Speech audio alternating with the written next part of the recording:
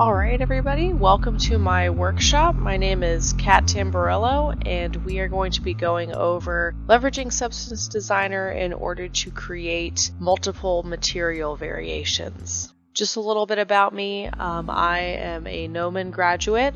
I've been working as an environment artist in the video game industry for about 5 years now. Most recently, I worked for Santa Monica Studio on God of War Ragnarok as an environment artist. And currently I'm working at id Software as an environment artist specializing in materials. Alright, I look forward to getting through this workshop with you, and let's go ahead and get started.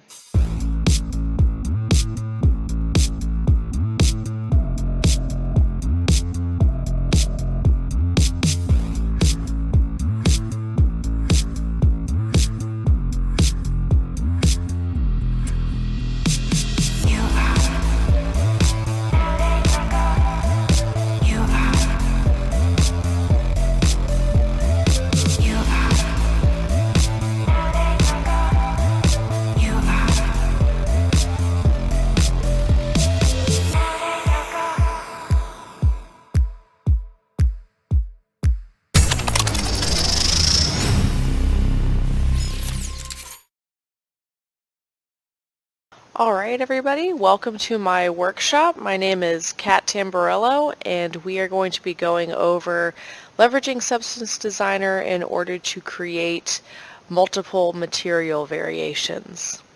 Just a little bit about me. I am a Gnomon graduate. I've been working as an environment artist in the video game industry for about 5 years now.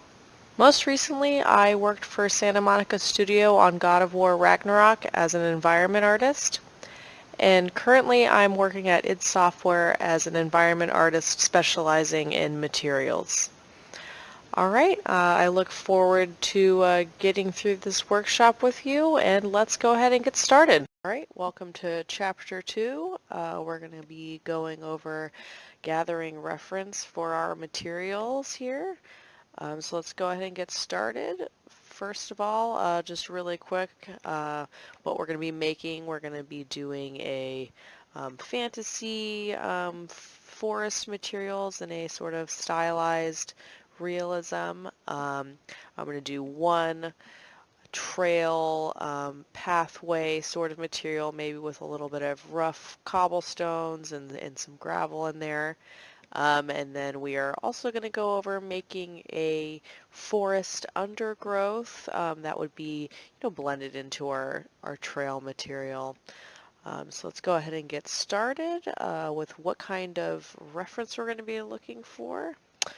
First of all, when I start kind of planning out a project, I like to look for some mood reference, kind of helps you get inspired, gives you an overall idea of what we're going to be going for. A lot of the times, if you're working on a project in-house, you're already going to be, given reference like this. You'll probably have a more specific idea already, based on the IP that you're working on. But a lot of times you'll get some concept art, sort of a pitch for the environments that are getting made for whatever map it might be.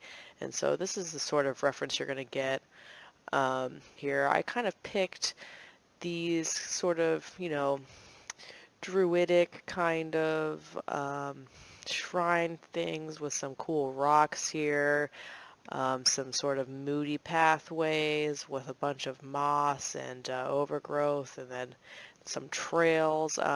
This is sort of gave me an idea of what direction I wanted to go for my project. Next up, we're going to want to gather some style reference. Since I'm art directing this myself, I feel like that's always a good idea if you're working on a personal project to know what sort of style you're going for. In my case, I'm going for a stylized realism for this scene. So as you can see here, I've got some reference from like BioShock Infinite. We got some various Uncharted reference here, and some Dishonored reference over here. If you're working, at a studio, this is going to be dictated in your style guide for whatever the IP is that you're working on. But in this case, it's up to me to come up with that. So I really like these styles. I think they're a really good example of that sort of in-between stylized realism. So I've got this here to kind of give me an idea of exactly what kind of bar I want to hit when it comes to the style of these materials and, what the overall scene might feel like. Um, then next up, what we're going to want to do is get some more detailed reference for the actual aspects of the materials we're creating. So this is just some images that I got from, Google and Pinterest, that kind of thing. So I started out looking at different plants, that I might want to put in here in the undergrowth area. You want to go for, when it comes to getting your more detailed reference, for example, if I'm having to make these leaves, you want something that's high res and detailed enough so you can really see what's going on. For example, and these leaves, I can see the different, color variations. We've got some, kind of dead spots in here, where, how the veins are working, how the stems are, these clovers too, for example. You got these like patterning here. You can even zoom in and really see the, veins going through each individual leaf.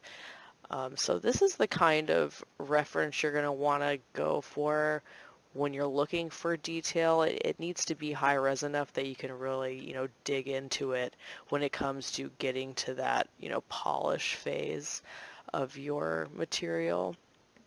I also looked at some cobblestone sort of trail reference when I was starting out, just to see, kind of some rough stone patterns here, to give me an idea of how the cobblestones might look, give me some more of those details, maybe some color reference. So you can see sort of this, mossy algae is growing over these cobblestones here, and how there's, plants that are growing around the, empty spaces where the cobblestones are. It gives you a good indication of, how the plants are going to grow, if there are any, which probably won't do this much for the path, but I definitely do want to have some plant growth in the pathway area. So this gives me a good idea of how that might work. Once I found this reference here when I was looking online, it wasn't quite what I was going for exactly. So I decided to go out and go on a little trip and take my own reference images. So I just want to talk about doing this really quickly. I think that it's important to step away from your computer and just take some time to go outside and observe the world around you. Um, it can give you information that you can't always get just from looking at a picture online. It can, get you to really just like feel how the world works. And that can be really helpful, I think, when you're just doing art of any kind. It's also like when you go searching the internet, you're kind of going to be running across the same type of images as everybody else. So if you go out and you're taking your own pictures, or, if you just happen to already be out and, just take a quick snapshot of something interesting you see so you can use it for later, stuff like that. It'll set you apart, because you'll have made those observations yourself. It'll come from your own viewpoint. You'll have experienced it in real life, so you'll have a better idea of what that photo is actually expressing. Um, and it'll help you not get stuck in this sort of inspiration, feedback loop that we can all kind of get stuck in because we're so, online and looking at each other's artwork on, ArtStation or Pinterest or whatever it may be all the time. So it kind of all starts to feel like maybe we're just getting inspired by each other back and forth. So, it's spending so much time on the computer all the time, it can kind of bog you down. So, just go out there, experience the world, see how buildings are constructed, really like, feel the bricks that you're trying to make, right? Touch some grass, right? You know what I mean? So yeah, I would 100%, suggest doing this, even if it's, you're making something that in a biome you might not have, be readily accessible. If you're, doing the Amazon, jungle or whatever, you might not be able to just go out there and get that specific reference, right? But it's still good to just go outside and just see how plants are growing in whatever area that you live in. I still think that is very beneficial.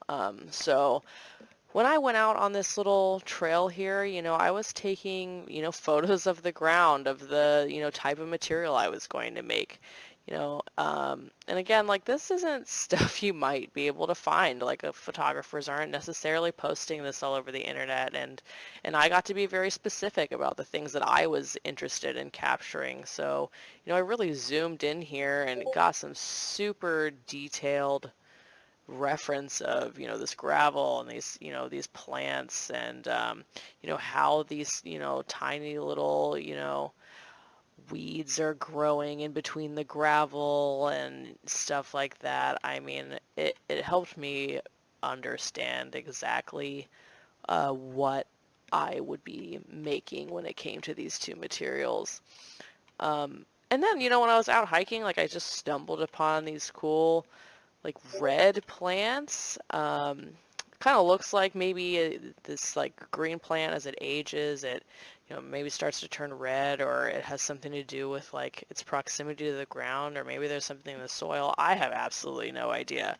But I thought they were really cool, and since I'm going for like a kind of fantasy environment, I thought having some sort of plant with like pops of color would be really nice. So I think I might add something along these lines in there. It might not be exactly this plant, right? But it gave me a good idea, and I think this is a pretty good example of why just kind of going out and looking around can be helpful to you, because hey, you might get an idea that you wouldn't have gotten otherwise just by, kind of going out and observing things on your own. So yeah, I think after I got this reference, I had done this initial search, right, when I was really coming up with ideas and trying to figure out what I wanted to do. But after I went out on this hike, I think this is going to be mostly the direction I'm going to go in, but all of this is still helpful, and I might throw some of these ideas in there. I'm going to see how I'm feeling as I go. Again, I'm art directing this. This is my project.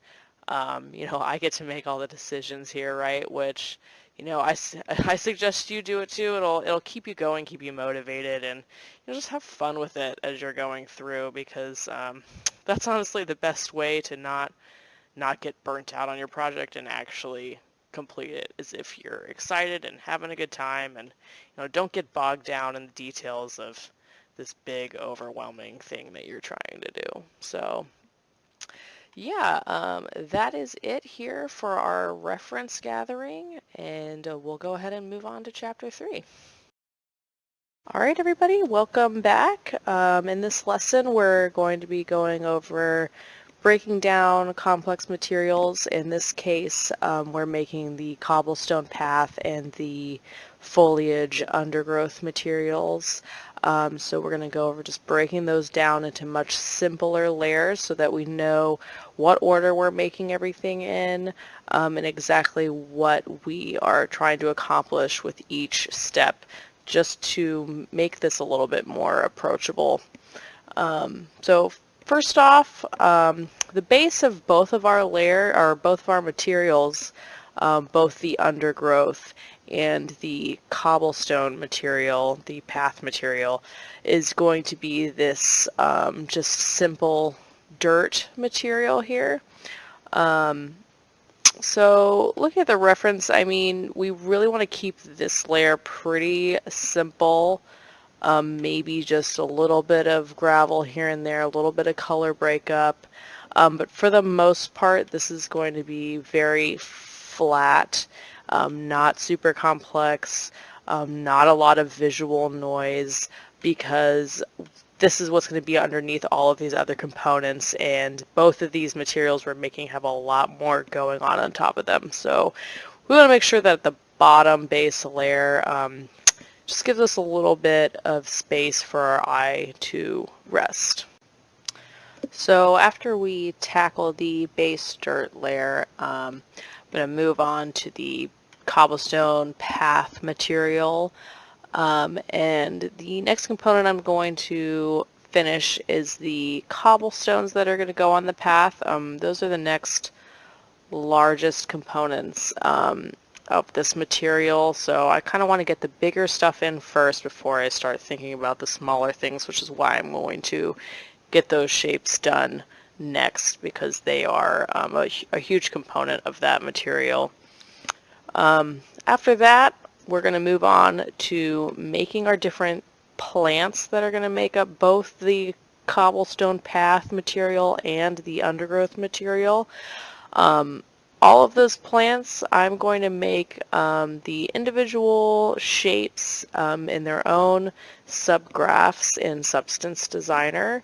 That way I can use them in other graphs later on if I want to, in other materials. So for example, we're making both this path material and this undergrowth material. They're both going to be separate, and I can use these individual plant component subgraphs in both of those larger graphs.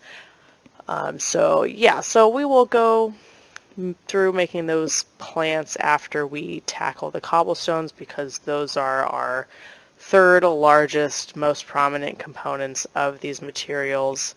So we want to make sure that we nail those down.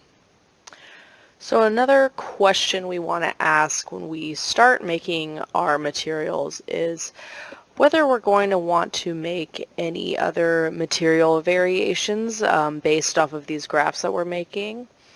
Substance Designer is a really good program because it is procedural, which means that we can make changes at the beginning of the node chain and they will propagate all the way down to the end of the node graph, which means that we can make a lot of different variations based off of what we've created before, and it's a lossless workflow essentially, so we can make an endless number of variations based off of the work that we already have. So for these two materials, let's kind of think about what material variations we can make based off these graphs here, and that will also help us plan out exactly what we want to make in both of these graphs. So I think the first thing that I would want to think about in terms of variations is making a path that has different shaped cobblestones, or a different number of cobblestones, or perhaps some broken variations in the cobblestone graph, maybe with more plants and less cobblestone in there. So that's something that we want to think about when we're making the graph, which means that eventually we're going to want to go over different parameters that we're going to expose, which I will talk about here near the end of this lesson a little bit more. But as we get started, I mean, this is just stuff that you want to really think about so that you can plan out your graph properly in terms of what order you're making things in, and what parameters you're going to want to have access to later on down the line. So I think that will be one variation that we might want to tackle later on after we finish this project. Another thing we might want to do, maybe we want to make one that's a little bit like of a muddy version. Maybe it's wet, there's less plants, and then there's wet cobblestone and maybe some puddles in there. Another thing we might want to do in terms of variants is maybe we want to have some different plant colors, perhaps some more yellowing and dead plants as opposed to some of the more lush and vibrant plants that we're going to actually make to begin with for the project that we're doing. So that's all things that we might want to add into this material so that later in the project, if you're, working at a studio or something and this is professional work that other people are going to have access to, they might request stuff like this. You might need it for whatever reason, for layer painting, for different environments, whatever it may be. So keeping those things in mind is always useful so that you can not waste any of your work. Don't waste your time. You're already making a graph that is creating a cobblestone path. You might as well make it so that you can use it in multiple scenarios later on and not have to start over completely from scratch. And all of this just goes with planning ahead, really.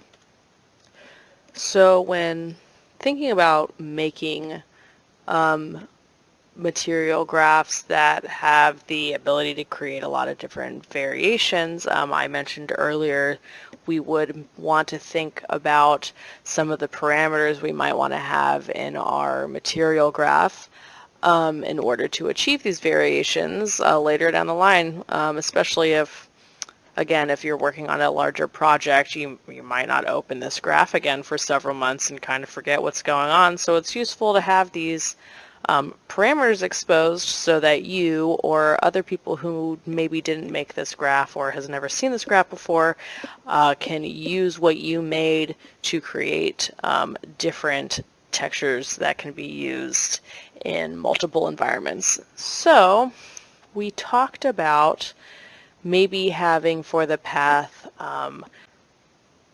some of the parameters that we might want for the cobblestone variations to be exposed in our graph would be the number of cobblestones that there are. So we would say cobblestone X, Y amount.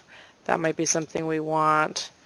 Maybe we also want to have here, we were talking about having like a broken version. Let's see, we want to maybe have, let's have some color variation. This would be in both the cobblestones and the plants, and we'll want that for all of the individual plants themselves. We'll want to be able to control the color. Then we will also probably want to be able to control the overgrowth amount.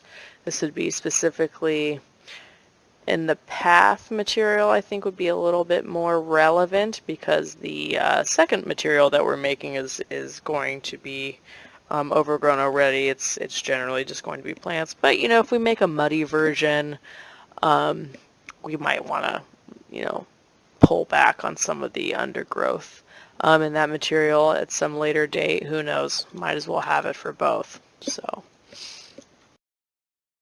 now that we've planned out the layers that we're going to do for both of our materials, the order we're going to do them in, all the components that we need, and the future variations we might want to make, including what parameters we're probably going to want to consider when we're making our materials. We can go ahead and move on and get started on this. So thank you, and I will see you in the next lesson. Okay, welcome to the next chapter. In this video, I am going to run through making our base cobblestone path material really quickly. I'm just going to speed up the video I took of me doing the block-in of this material just so you could see my process. I'm not going to go super in-depth on this one because it's not really the main point of this tutorial, but I just wanted to show you guys a little bit of how I go through this. So let's go ahead and get started. So setting up our graph, I'm going to be working in spec gloss. I'm just doing this because it's what I'm comfortable with. I've gotten really used to working in spec gloss at work, so I'm going to go ahead and use it here in this tutorial. But you can use metal roughness if you prefer. So jumping right in, I am going to start out by making our basic cobblestone shape setup. This is a really common procedure of using a tile sampler node, is scaling the shapes down and then putting this into the distance node, which will then expand those varied grayscale colored pixels out until they touch another cell. This is then fed into the edge detect node to outline where those cells meet, which will give us our basic cobblestone shapes. Now I'm just setting up my material for preview. I like to go ahead and overlay a little of the AO and curvature into the diffuse of my preview because it can make my height details just a little bit easier to see while I'm working on the block-in. Back to creating our base shapes, I'm using a slope blur to chip up the edges of our cobblestone. Then seeing this, I decided to put our height map through a histogram range. I usually do this early on in my block-in phase because I know at the end of the day this is not the range that my height values of this material are going to be in, so I find it really distracting as I go along. It can make certain details seem like they're going to be way more prominent than they actually are. So I find just setting up generally as I'm going the height value range that I'm going to end up with is just easier for me to work. Back to slope blur again to create some more edge breakup. If y'all have watched any other materials, you've probably seen this method used before. It's very common, but just be careful when you're doing this, not to simply put a noise into the slope blur and then cranking it up really high and just moving on, because you don't want anybody to see your material and just immediately think, oh, there's the slope blur node being used again. So a couple ways you can avoid this. You can either do a chain of slope blurs with a blend node and then using a mask so that the chips will show up in different areas at varying levels.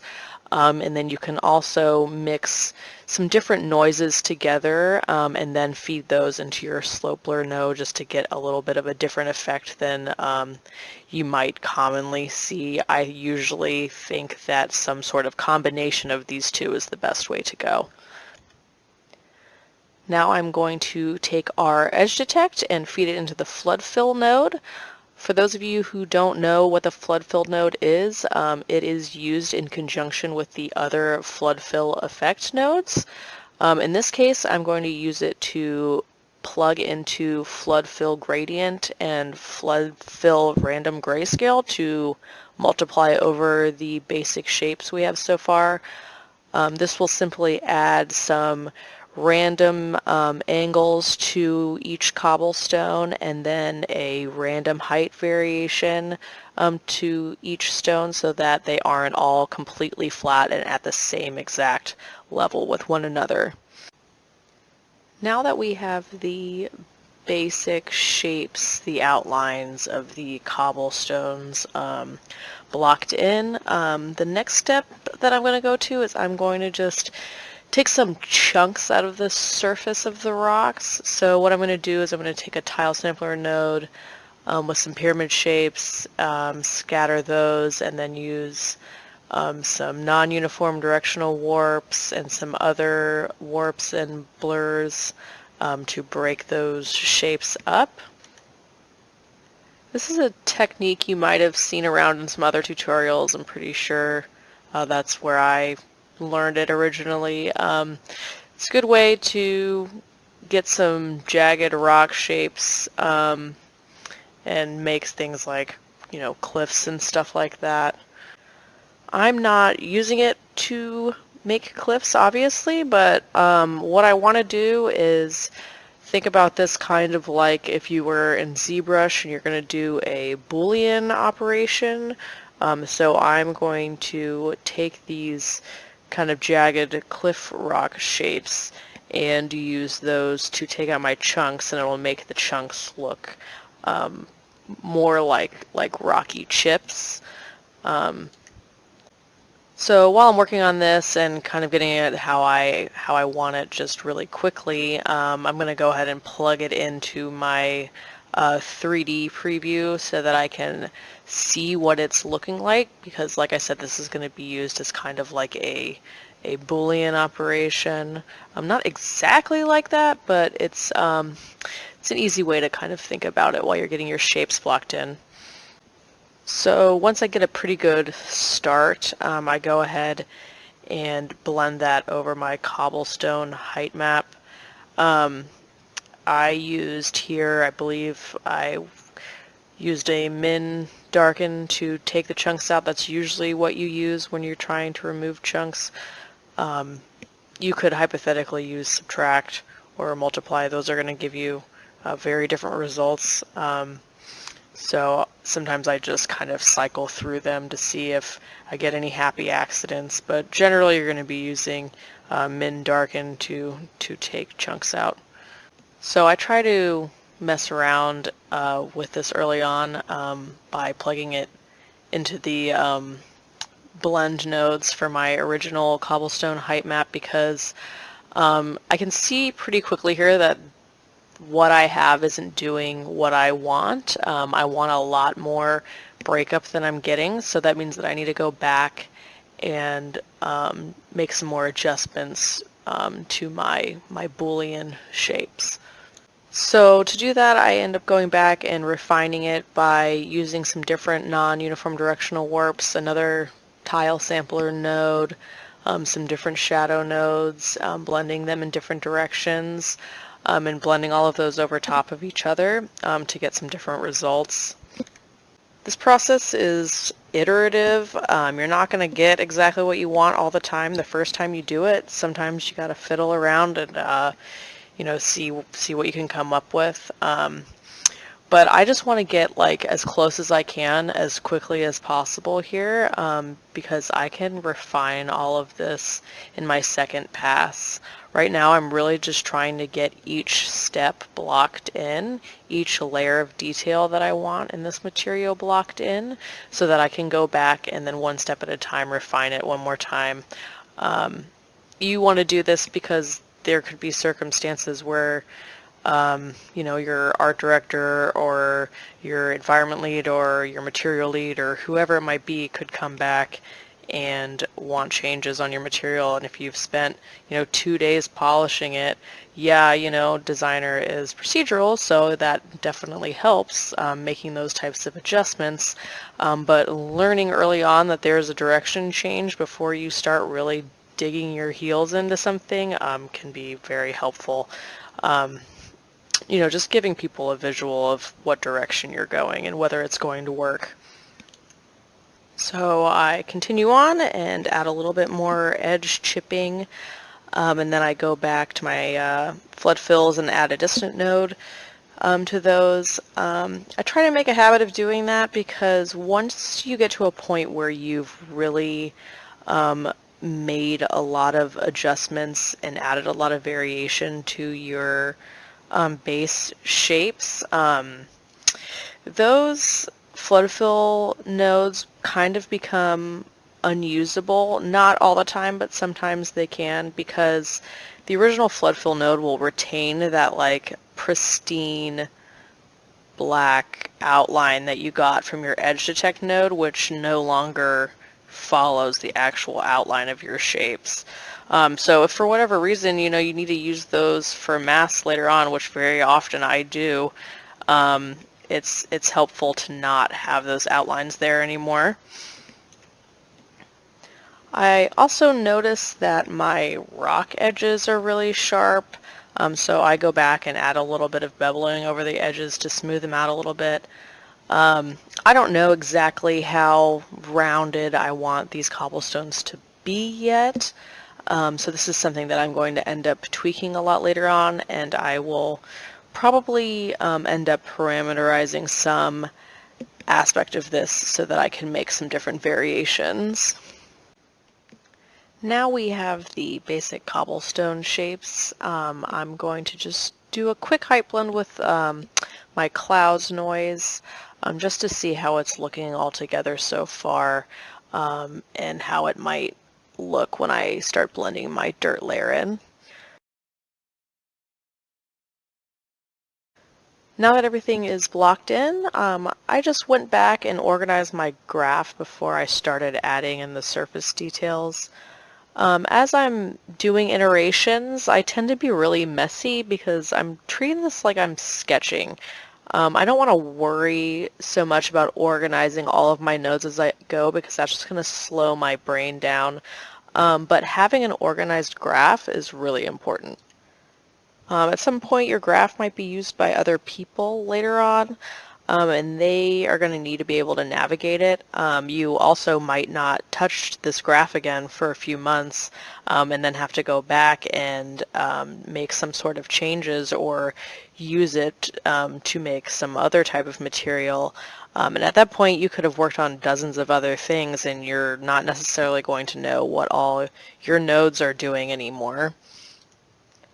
So I've been taught that a good way to organize your graph is to do it in sections. What that means is I frame my node chains and label them for what they do, and then I keep all of my blend nodes lined up together where they're getting added back into the height map. This way, once you start to make your parameters, you can go into those blend nodes and add parameters to the opacity, and then you can control the overall amount of maybe your rock chunks or your surface noise or whatever it may be. So as you can see, I've just been blending some noises, using some different warps and slope blurs to get different effects, and then trying different blend modes over my height map to add some more surface detail. This is more of the micro detailing that I'm blocking in here. When I'm doing this, I tend to go just a little bit overboard at the start just so I can see what my noise is actually doing on the surface, and I can make sure that I'm actually getting the type of breakup that I want. And then later on I can go back and refine it either, at the end of this process or during my second pass.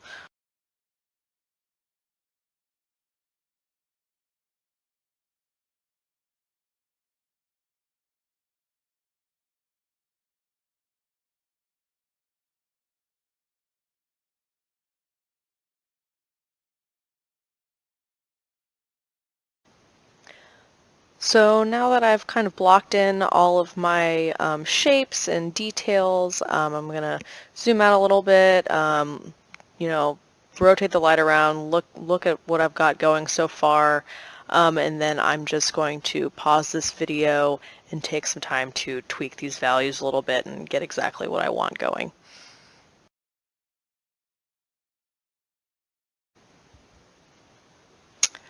Okay, so welcome back. This is the second pass of this cobblestone path base layer material here. As you can see, I added in the actual dirt that we are going to be using underneath everything else, and then I also just tweaked some of the values on the chipping and the surface noise,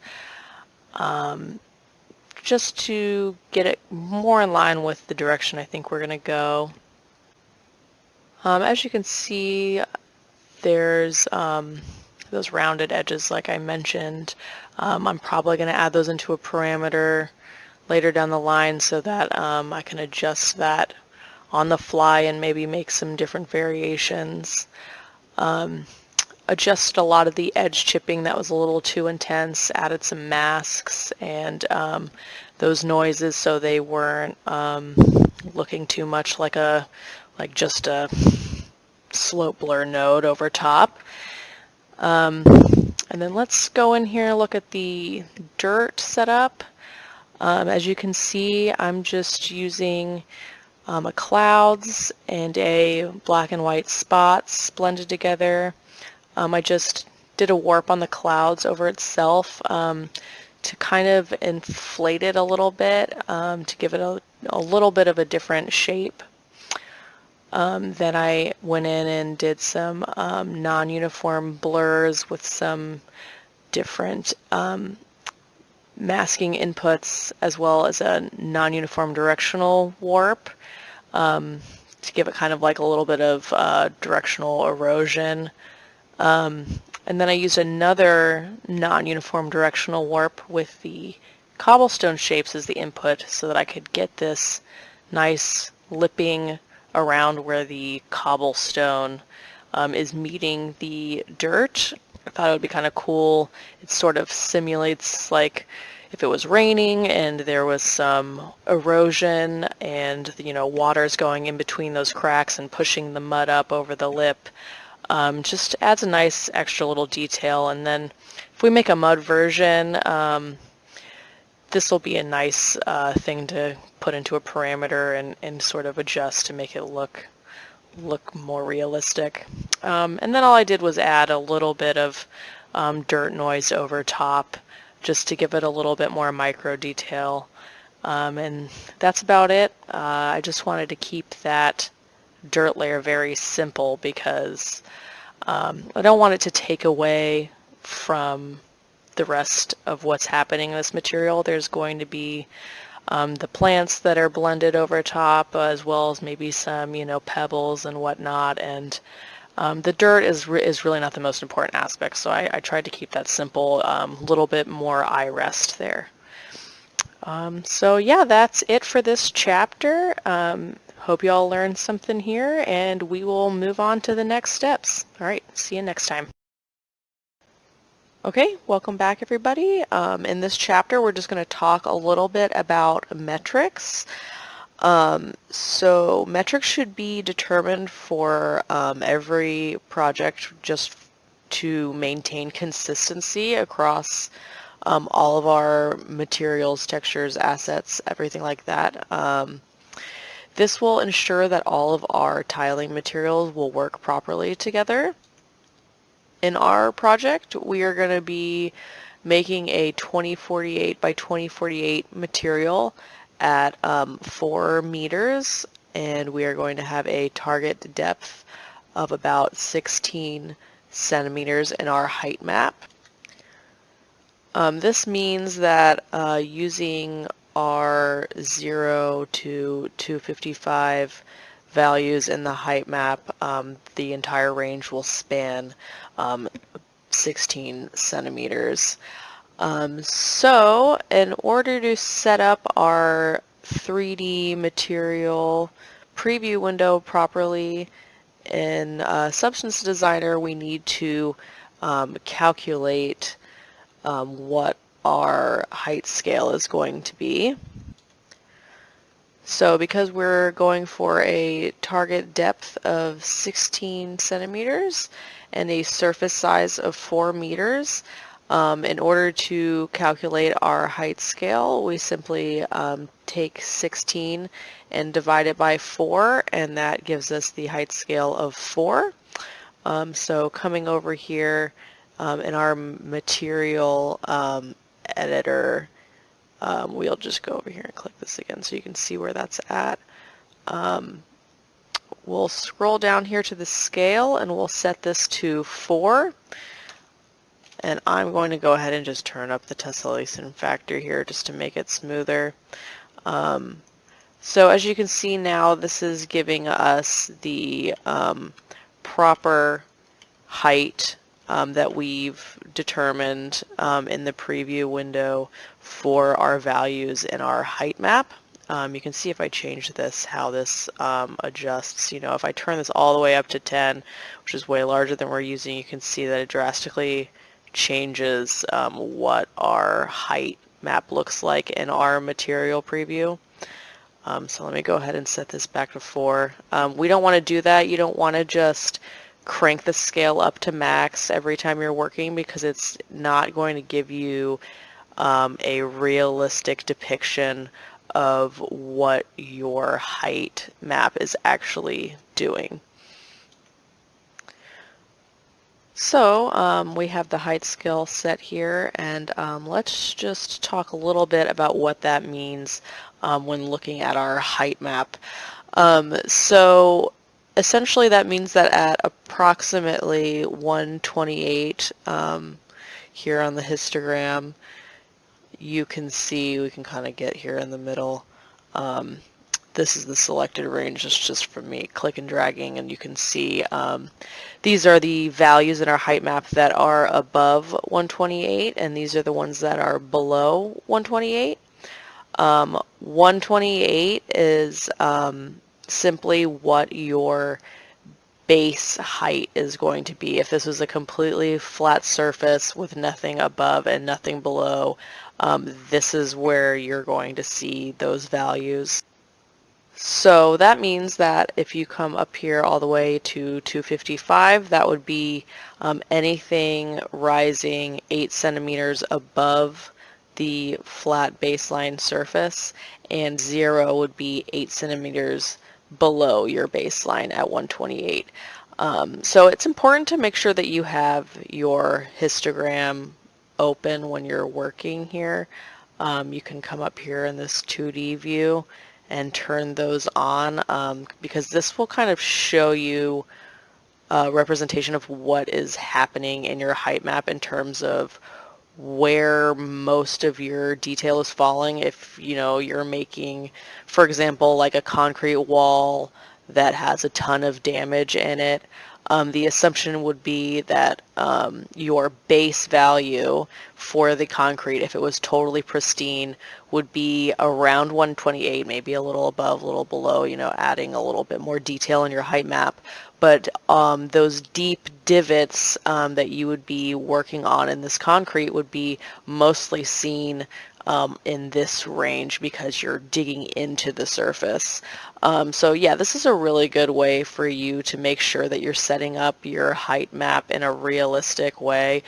You don't want the base, for example, of your like flat concrete to be at 255 and then have everything that is digging into it, you know, at 128, because that's not actually how the height map works and how it represents height values. And what I mean by that, and that's going to become more apparent when you start height blending things, but you know, that means if you had, you know, those values set in your concrete material wherein the flat surface was at 255, and then you made some, you know, dirt material that you wanted to blend on top, but those base values were, you know, way down here, that would mean that when you're trying to height blend it, it's not going to height blend properly, and you're going to have to do a lot of work to get the results that you're looking for. So to illustrate that, let's just take a look here at our cobblestone blend. This is what I came up with adjusting my height range when I was working on this material, but let's go ahead and just auto level these. You can see this is the auto levels of the cobblestone. It's using the full 0 to 255 range here with the cobblestone and the dirt, and we're just going to go ahead and preview this. So as you can see, when we auto levels everything and use that full range, it changes the look of this material quite a bit. The dirt mounds are coming in much higher and digging in much deeper. So you can see, for example, in this area, this is about as low as the values go. It's at, you know, over here at 15, you can see when you hover over what those values are. You know, that means that that's digging in 8 centimeters, and if you come all the way to the highest value over here, that means that the dirt is coming up 8 centimeters. And we don't really want that. I mean, realistically, that's not the type of material that we're going for. This is not a realistic look for what we're doing here, and let's just bring up our reference really quick.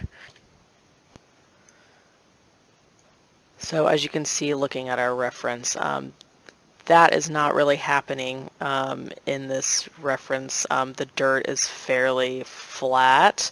It obviously has some undulation into it, but it's not anywhere near like this. And in the same respect, the cobblestones don't have this much height to them. So what we want to do when we're making our material is we want to adjust these height values to what they would realistically represent, like by looking here in this histogram graph. So let me go ahead and put this back.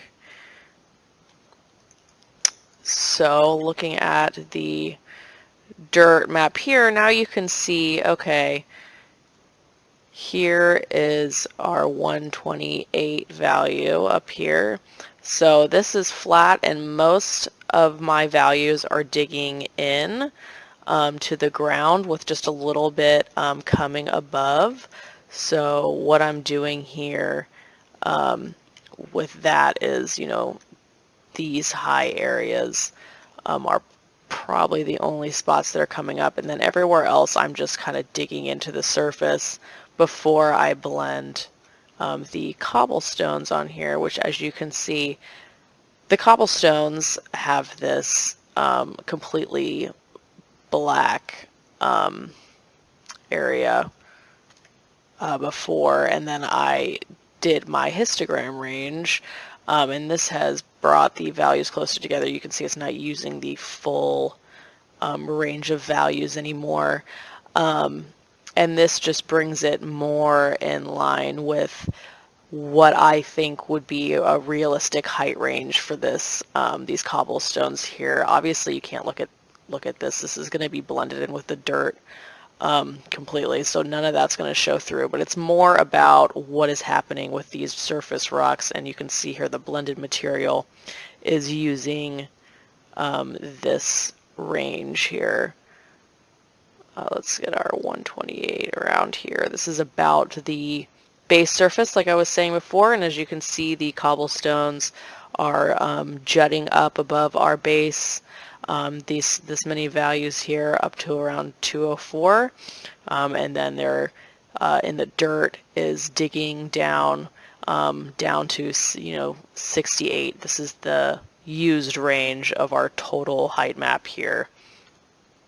Now what that means is, because we determined that we're doing 8 centimeters up and then 8 centimeters down within this full range, so if our top range in this is at 204, that means that it's approximately 6 centimeters above our base is how high this is coming up here. And then it's about 4 centimeters below the base level of the surface. And to me, that sounds pretty realistic for what I want. Like I said, I don't want these cobblestones to come all the way up 8 centimeters, especially because we're going to be blending a lot of other foliage on top of this, and those height values are going to be above a lot of these other values. And if we make these cobblestones using that full range right off the bat, that gives the plants absolutely nowhere to go. There's no more height range left for them to be laid on top of this cobblestone. Okay, now that we've talked a little bit about our height scale and setting up the height scale in our 3D preview here and looking at our height range in our texture map through the histogram and what all these values mean, let's talk a little bit about some of our other metrics that we set up for our project. So our tiling materials are going to be made at 2048, and I'm saying here that they are going to be covering this plane at a 4 meter by 4 meter square. And what this gives us is a texel density of 512 pixels per meter. So if you don't know what texel density is simply the measurement of how many pixels exist per 1 meter.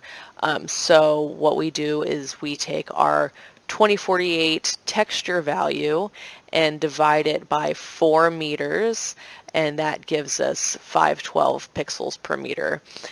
So that means that all of the textures and assets that we make in our seed should follow that 512 pixel per meter standard.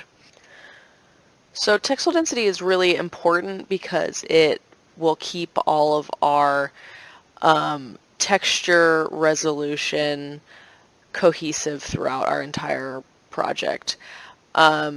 So for example, when I'm texturing, say, a wall kit piece and it's a 4 meter plane, we know that the tiling material on top of it only needs to tile one time, and that will maintain the 512 pixel per meter texel density. If it was an 8 meter long plane, then we would tile our material twice. And that would maintain the 512 pixels per meter texel density for that asset, and so on. And texel density applies to literally all the textures that are being made in a scene, including ones that are made for, props that have their own bakes and everything like that. And it's really easy to maintain texel density. Most modeling packages, when you're UVing, you can simply input 512 as your texel density, and then the map size, which is 2048, and that will automatically scale your UVs to the correct tensile density for you. So that's something that you would like to also keep in mind when you're making assets. So if we maintain the proper texel density across our entire project, that means that we won't have assets that are next to each other with varying resolutions. Let me just show you an example here. So this is really common in older games, having assets with varying resolutions sitting right next to each other. As you can see, this ground is super pixelated. This has a different degree of resolution, compared to these barrels here. And when you see something like that, it can be really jarring and really just ruin the cohesion of your scene and make everything look unrealistic. So it's also important to note that because our texel density is calculated based on the size of the textures that we're using, there's also a bit of a performance cost associated with your texel density. So if for performance reasons, for example, you needed to scale your textures down to 1024 by 1024, that would mean that your new texel density at 4 meters is now 256. So overall, if you do this on all of your tiling materials, all of your textures, all of your textures are going to lose an overall resolution because now there's less pixels per meter than there were before. However, in my opinion, it's better to overall have all of your materials have the same texel density than having something like this where you might have something that's, at 64 pixels per meter down here next to something that's at 512 pixels per meter up here, because that overall just looks worse. It looks less consistent. Having these two be somewhere in the middle and all of them be similar pixels per meter, this would overall be a better image if it was more consistent. So now we've discussed our height scale and what that means for our height values and textile density.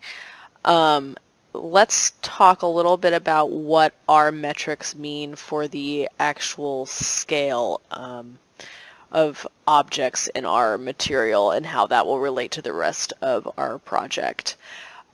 So we determined that this material was going to tile one time at a texture size of 2048 by 2048 across a 4 meter by 4 meter surface.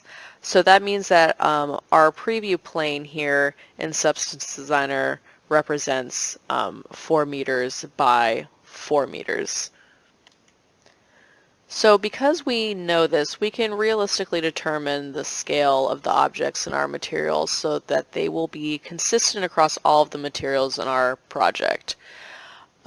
So because this is a 4 meter by 40 meter surface, we can approximate how large these cobblestones are in relation to real world scale, so that when we use them with all of our other materials, they should also be based on that same scale, so that you won't have, say a brick material that was made with the intention of it covering a 1 meter by 1 meter surface next to this cobblestone that was created with the dimensions of a 4 meter by 4 meter square.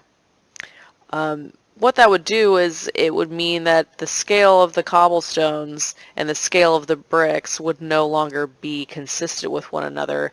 You would then have to tile this material more in order to realistically be in line with the brick material, which is not what you want to do. You want them all to be consistent across the board, so that when you set your textile density, everything is automatically scaled properly.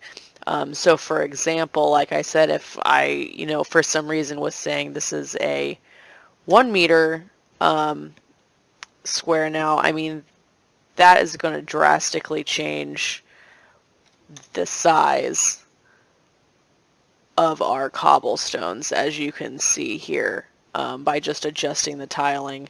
Now this is a much different material than it was before. And we can also see that if we look over here. I just made another little example to demonstrate this. With these checkers, you can see the scale difference between these squares. Textile density of 512. This is a 2048 4 meter by 4 meter tiling one time, versus a 2048 4 meter by 4 meter. Now you have a textile density of 1024. This is tiling twice. As you can see, there is a scale change here. So it is important that you keep the scale of your entire material in mind, because these do not relate to each other anymore.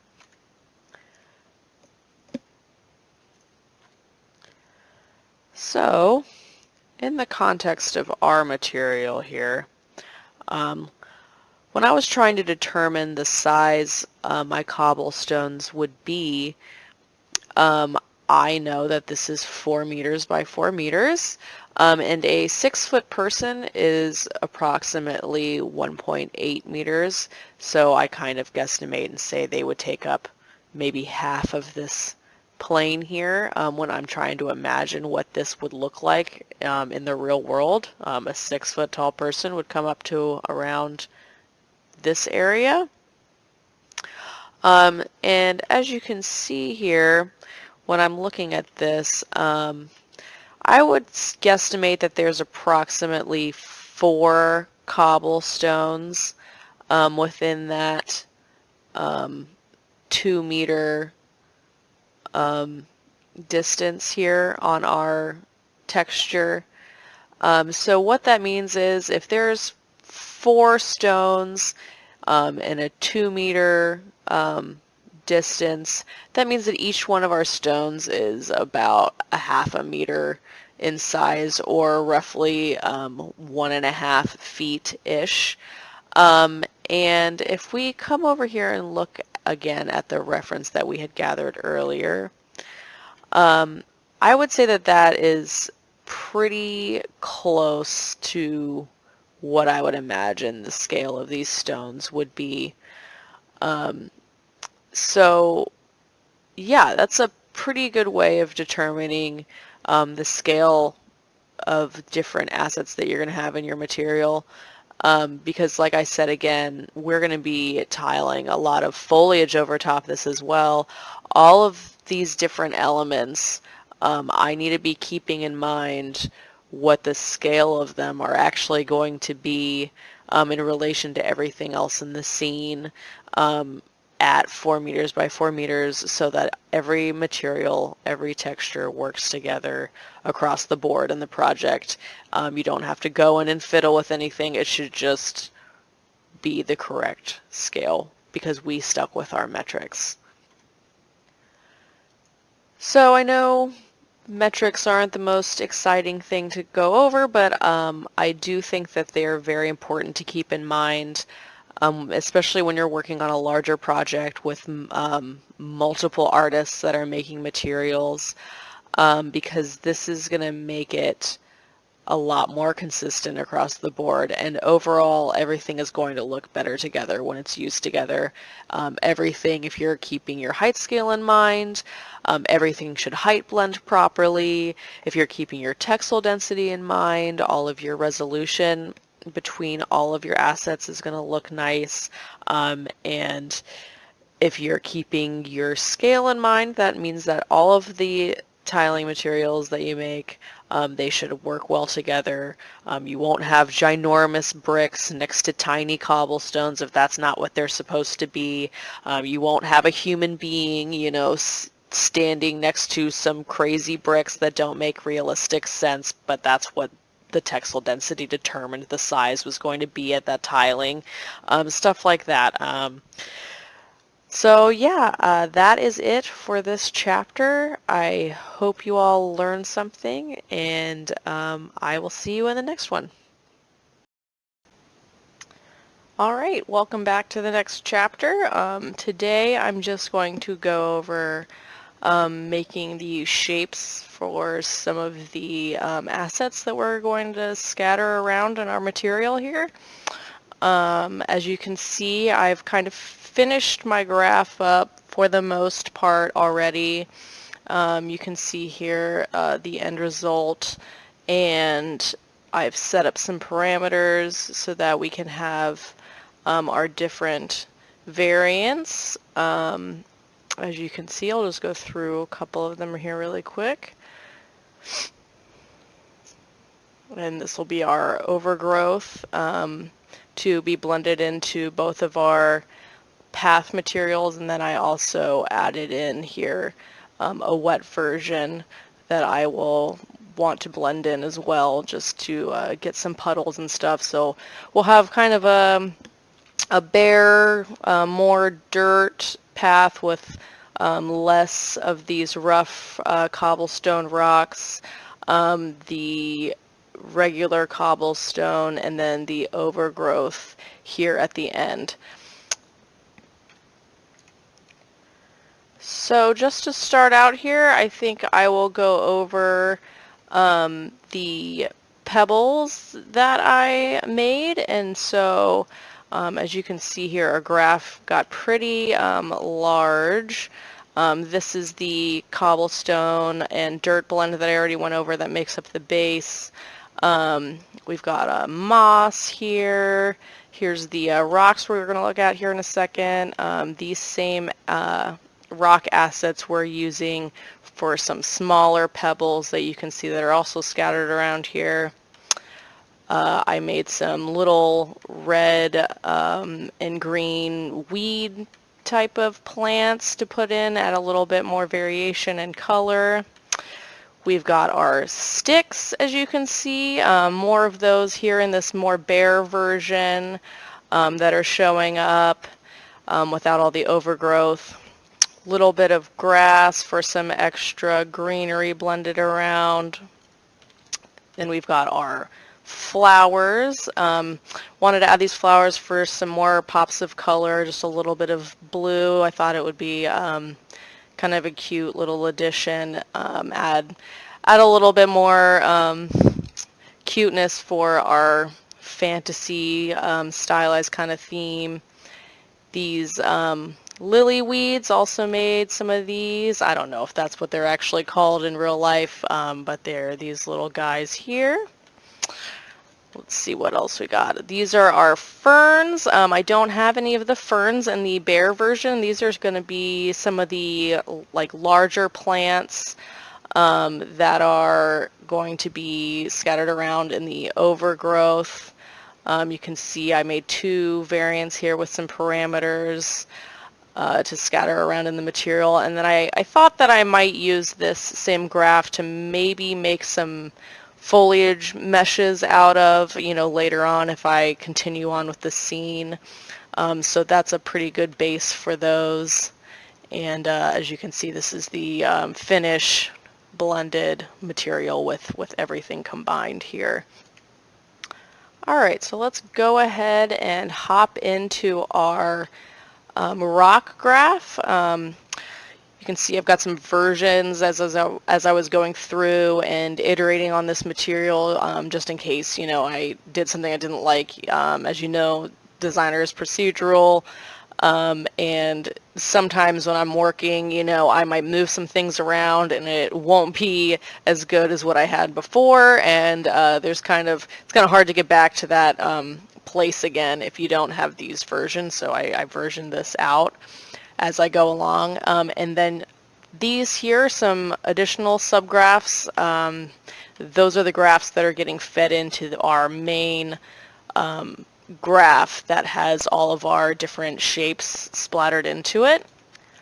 I like to do that because it keeps our graph relatively clean. As you can see, like even having broken all of these individual shapes apart, this graph is still really large and can get kind of overwhelming. So I like to split these up into separate subgraphs to be used in this main graph here, so that it keeps it nice and clean.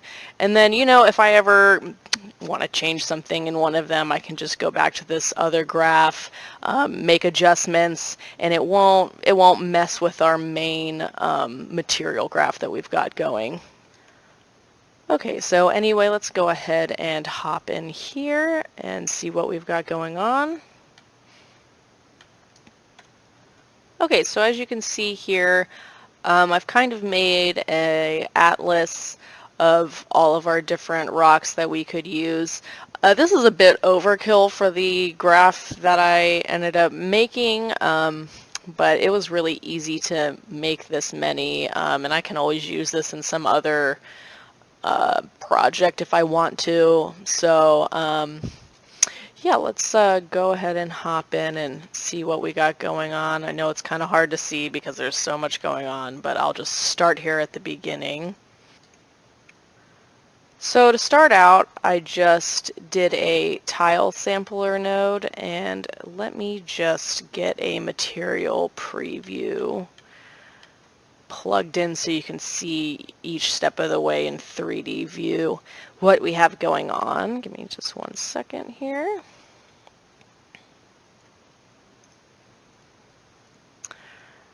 Alright, add a uniform color, just brighten this puppy up a little bit. This material preview node is just something that I've made for myself, so as I go along, if I need to like check something out, I can just plug it right in and see what's going on here. So these are the base shapes for the pebbles that I'm starting with. Super simple. It's just some paraboloids that are put into this tile sampler into a grid with some random scale set on them and some random rotation. After I got that set up, I just did a non-uniform blur here. This is just pushing these shapes around. Doesn't look like a lot yet, but as you'll start seeing, it'll start to make a little bit more sense. Blended that in here with another tile sampler node that looks a bit like this, kind of just like a cells shape with some detail going on.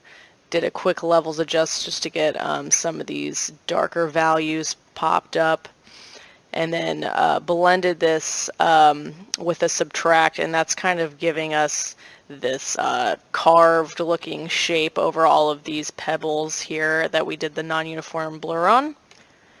And as I'm making this just like base shape to work on, I'm just continuing that same process. Did another non-uniform blur, blended on itself here, just to push some more of those shapes around. That'll get fed over here to the auto levels. Then that gives us the full range of 0 to 1 black and white used in our histogram. And then I fed that into the histogram scan here to just get the pure alpha, which was then blended back over into our auto-leveled rocks to give us a hard cutout of our shapes. And I had plugged this into this histogram range, this auto levels, to rebalance out my height map values, but I wanted to get a nice hard cut around it, so that's why I did that.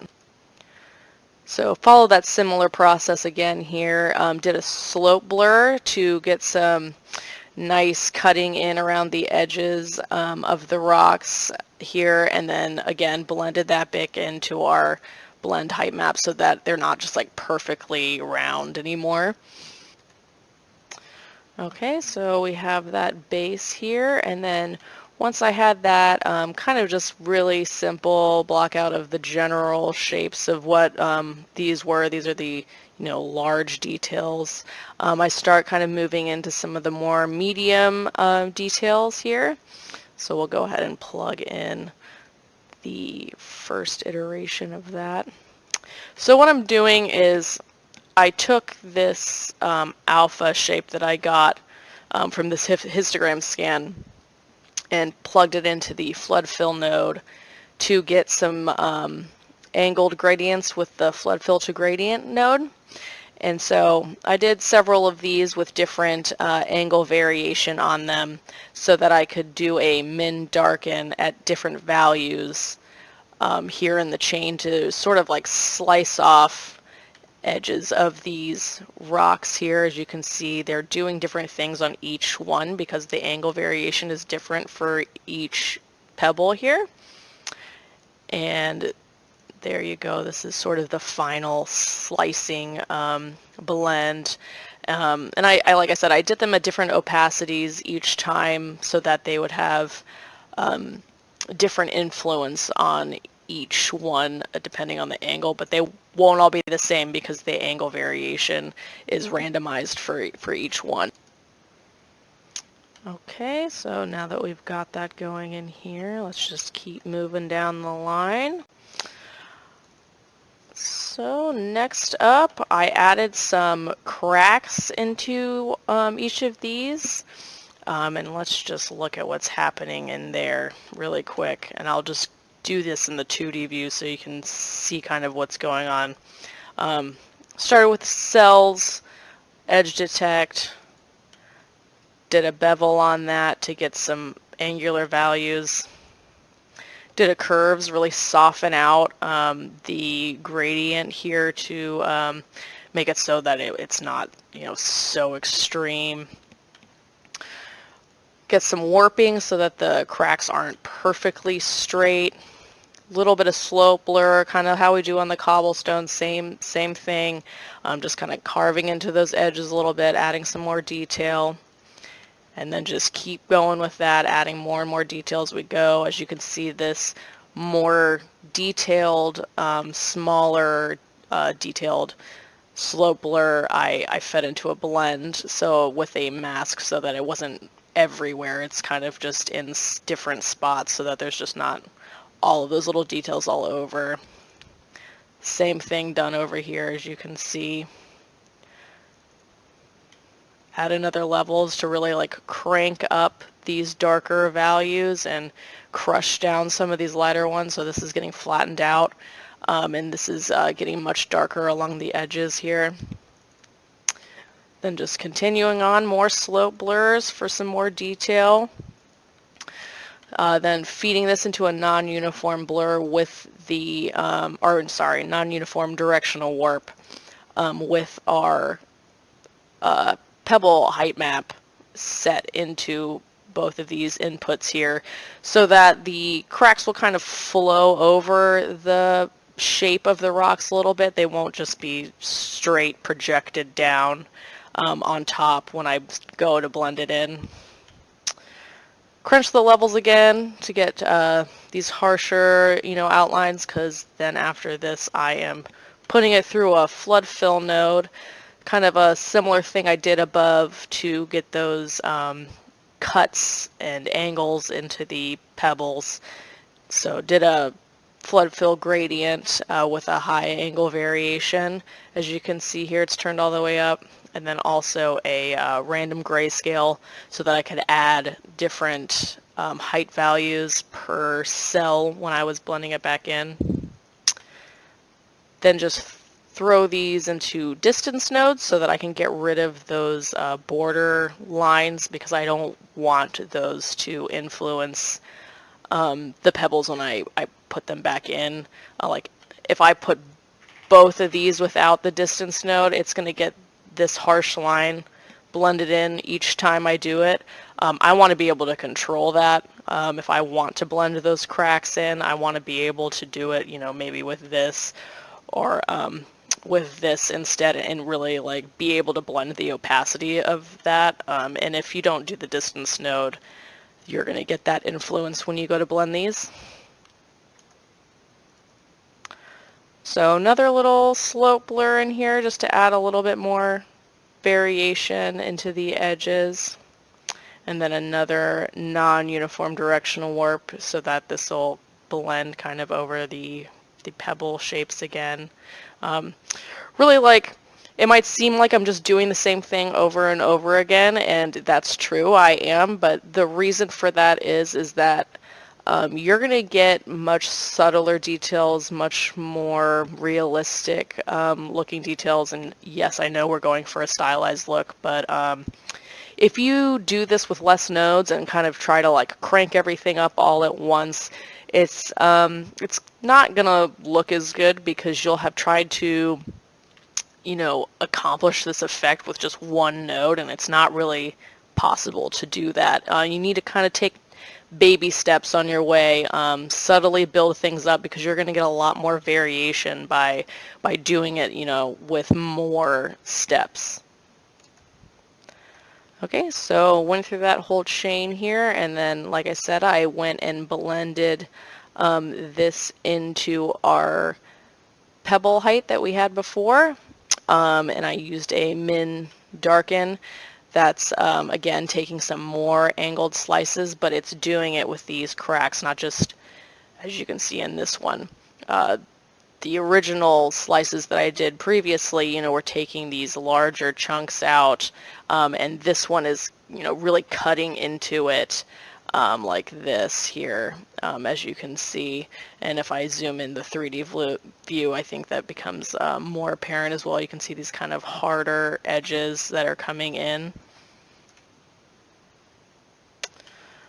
So let's continue on. I know I'm not going into every single one of these and giving you every value. Hopefully you're seeing some of it, but Really, it's just, playing with it per use case. So, feel free to follow the process and kind of mess around with all the sliders as you go and get the exact result that you want.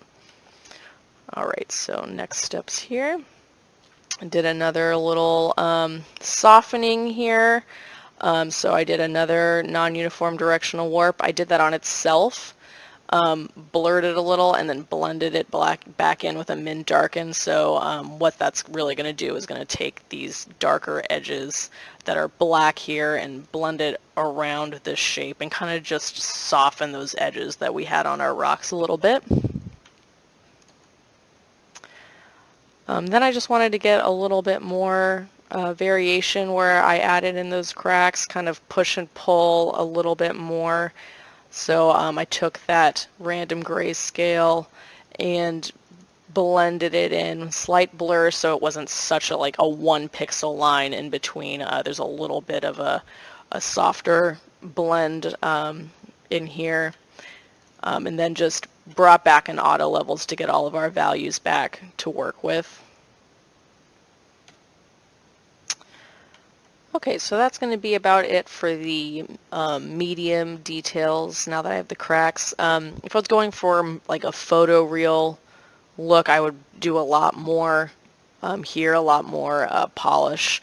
But I want these to be fairly stylized, so I'm really kind of focusing on getting some bigger, more exaggerated shapes in here rather than trying to make it look, super photoreal.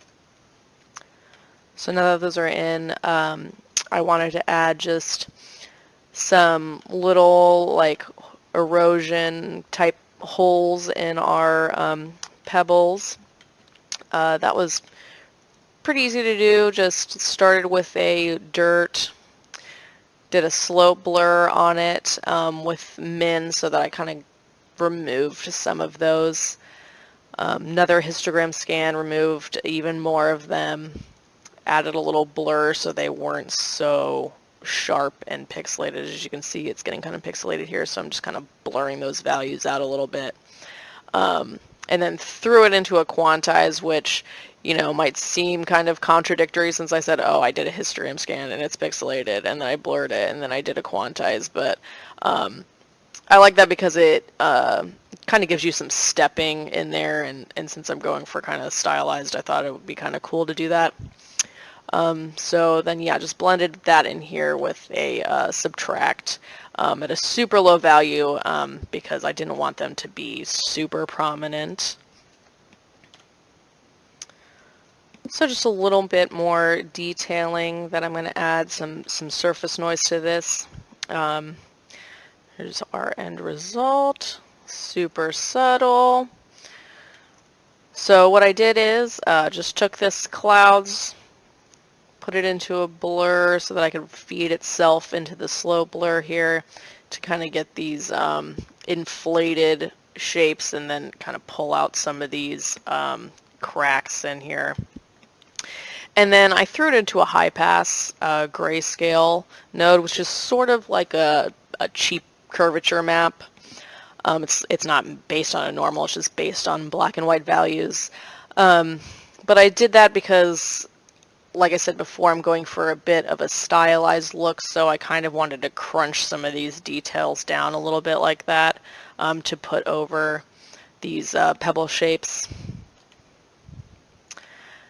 And then just one more step, like I said, we're going for a little bit stylized, so added in this curvature smooth, which really pulls out these higher edge values and these crevices here in our cracks, and you can see the detailing in the holes, and it gets a little bit of that surface detail. So it's kind of just bringing everything that I did before out and making it a little bit more exaggerated. I wouldn't do this necessarily most of the time for a realistic height map, because it, like I said, if you look at this, it's pretty exaggerated, but I'm going for something a little bit different, so I decided to just go ahead and throw that in there. And as you can see, I just did it as an overlay onto our height map. So last thing I did was to bring these height values down in line more how I wanted them to be, as I mentioned in our metrics video. I don't want them to go take the full range of value because I don't think that these would be like that in my map. And when I use them, if I want to, I can always do, an auto levels if I'm feeling the need outside of the graph. But I wanted to kind of get it to be the more realistic values inside the graph first. And what I did here, now that the graph is finished, because we did have this into an atlas, I just split all of these shapes up so that they would have individual outputs when I go to use this subgraph in our actual graph.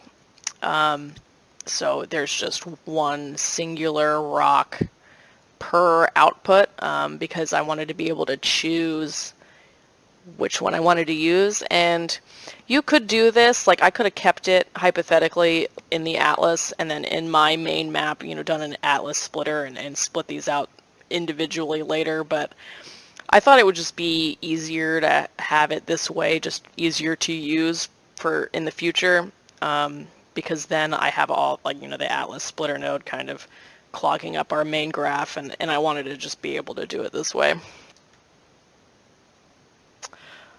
So that's it for our rocks. Super simple, as you can see. These are not crazy, detailed or anything like that.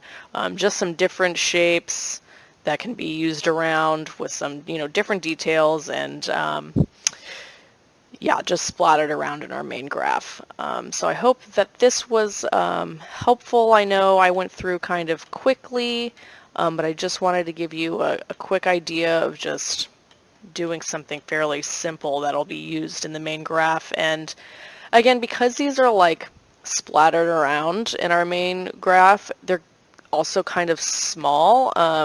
So in the grand scheme of things, when we're looking at our material, when it's finished state, these are only going to take up few pixels, you know what I mean? So I don't want to spend a ton of time polishing these unless, for example, if I was making this as a tool for other people, in the studio, for example, to use in their own graphs, every time they needed some sort of, pebble kit or whatever to be splattered around, I'd spend more time detailing them, because you don't know. I mean, they might be making a graph that has really large rocks scattered around, and in which case they're gonna get a lot of way more pixels than they are in our case, but this is good enough for me for now, so this is what I ended up with.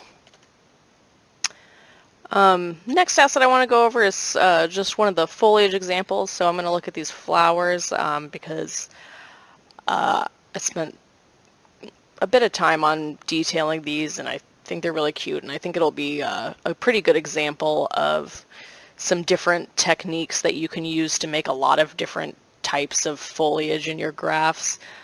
So we'll just go run through this really quickly as well, just to kind of see how I did that. And I just wanted to show you this finished version of it here with the alpha on, so you can see how it's going to turn out.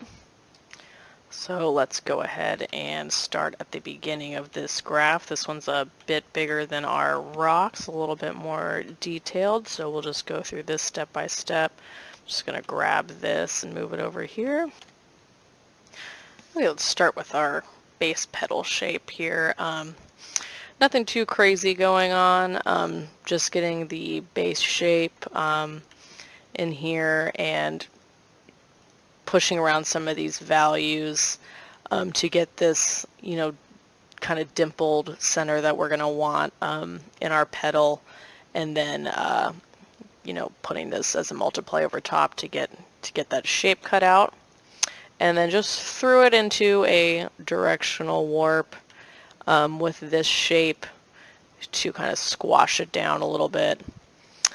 And then after that, all I did was took a trapezoid, transformed to kind of squash this a little bit more at the top, and used our gradient to multiply over top here. So in the height map, where the petals in the center is going to go, down in the height, and as it grows out, it's kind of coming up. It's just going to give it a little bit more height value.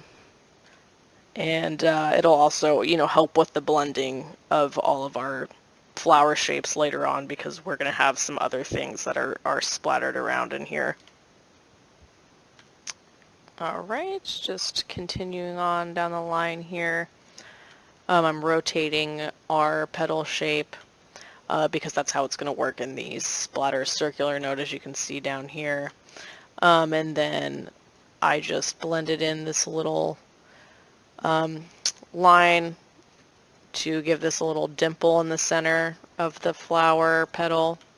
As you can see, it's very subtle, but it's in there. And then all I did was take these and threw them into the splatter circular. As you can see, it's like really tiny. That was just kind of an error on my part, but I just ended up rectifying it later down in the graph, just to make things simpler on myself rather than starting over again. So, which is fine. We don't lose anything from it. Flowers are pretty fine by the end, so it's not a big deal. Alright, so as we go along here, I did a multiply again with this shape, this paraboloid over top of our petals. So like I said before, like we put this gradient so that this would be higher and this value would be lower. And what I wanted to do was kind of add this in again so that the edges of all of these would kind of slope down, so you get kind of a sloping in and out. And I wanted to kind of be able to control that with this shape here. Then just did a little purlin noise overlaid over top so that it gives it a little bit of height variation for all of the petals. Super subtle, nothing super crazy.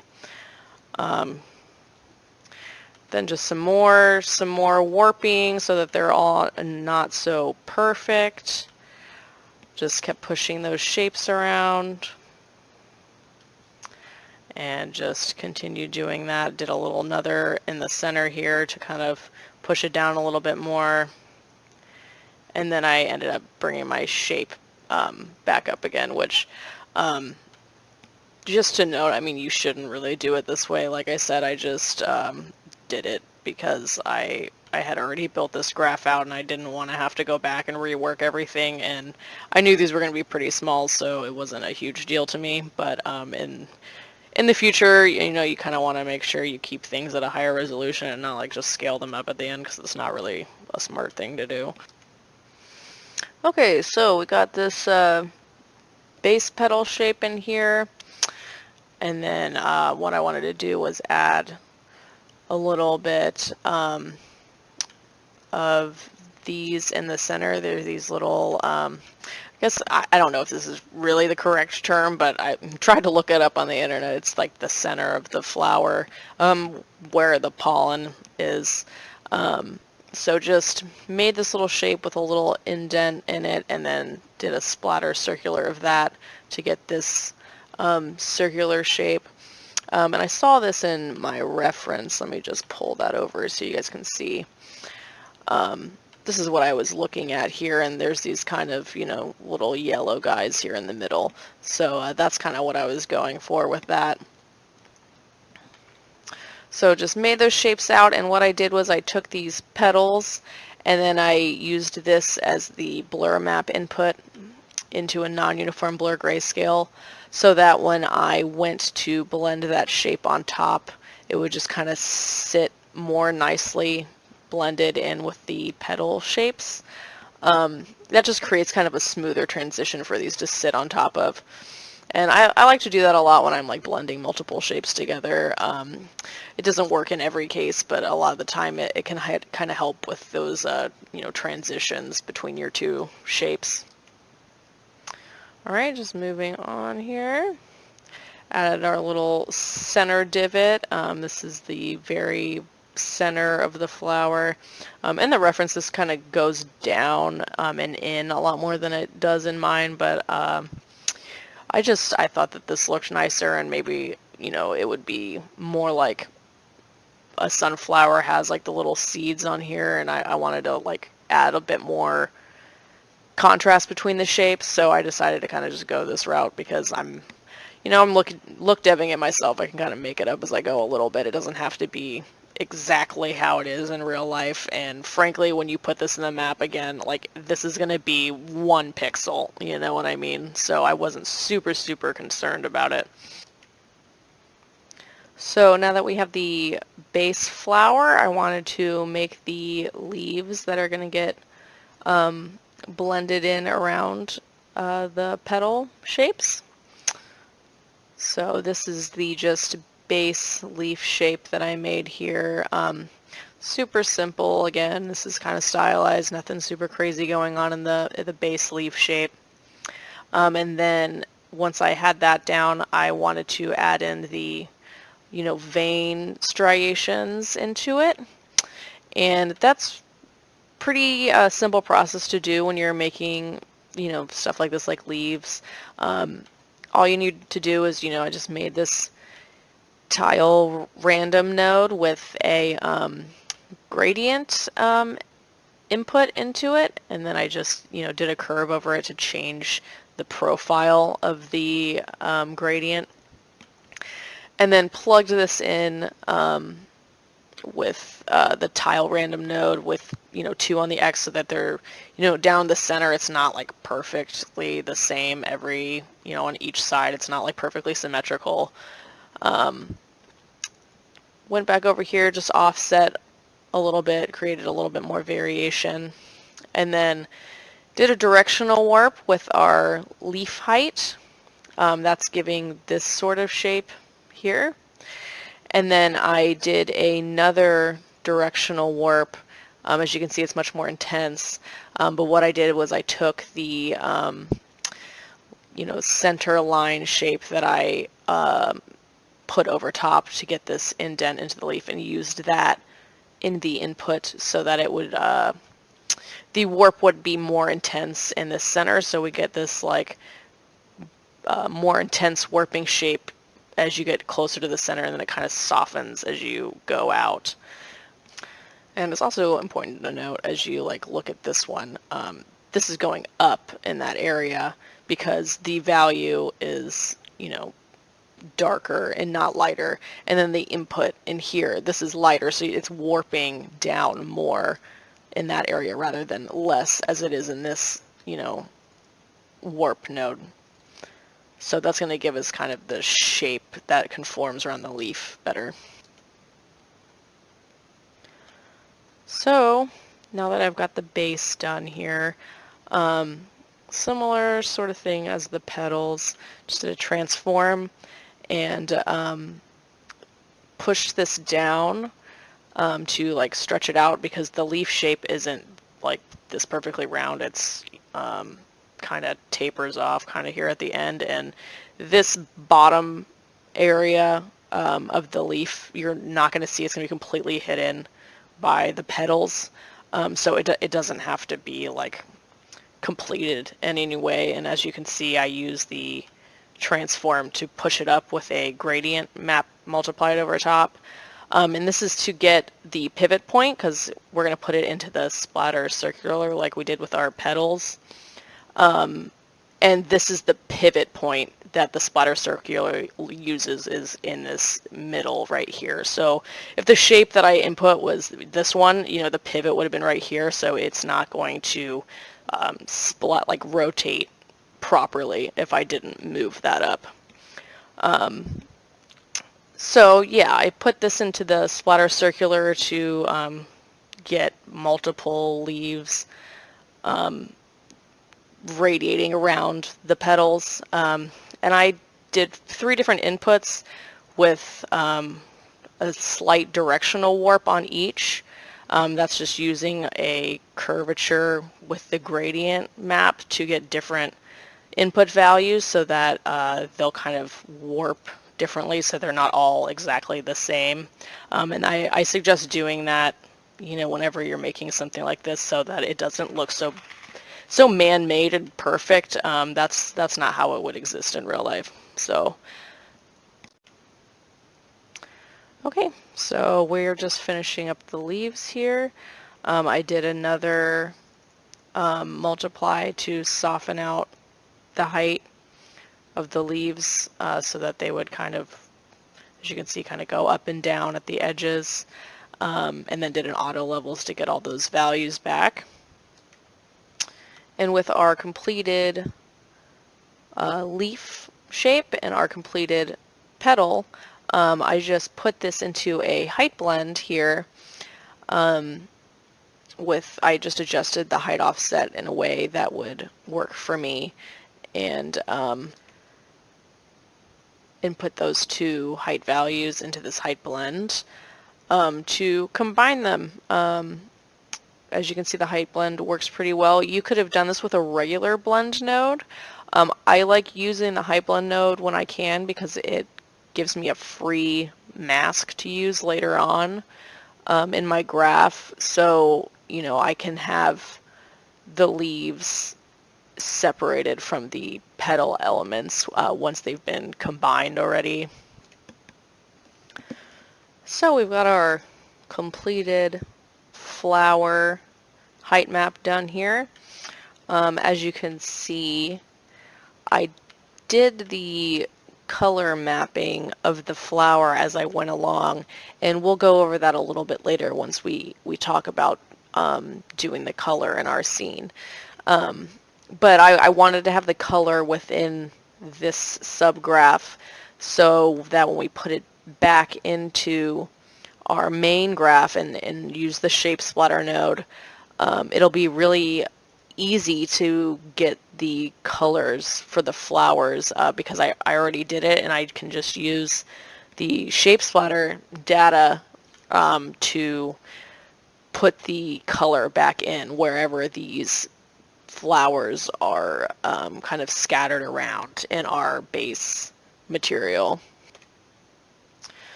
So I have this singular flower here, but I knew that what I wanted to do was kind of have them clustered together already before I brought them into the main graph so that they would, when it got scattered around, there would at least be, you know, a couple of them always together and everything wouldn't be completely driven by the inputs of the shape splatter and the other graph that we're using, because I've found that sometimes, you know, depending on what you're doing, that can make everything seem like really disjointed and scattered around. And these flowers, like looking at the reference, they're kind of clustered together, and so I wanted to make sure that I could contain that and have it work that way in the main graph when I actually put it back in.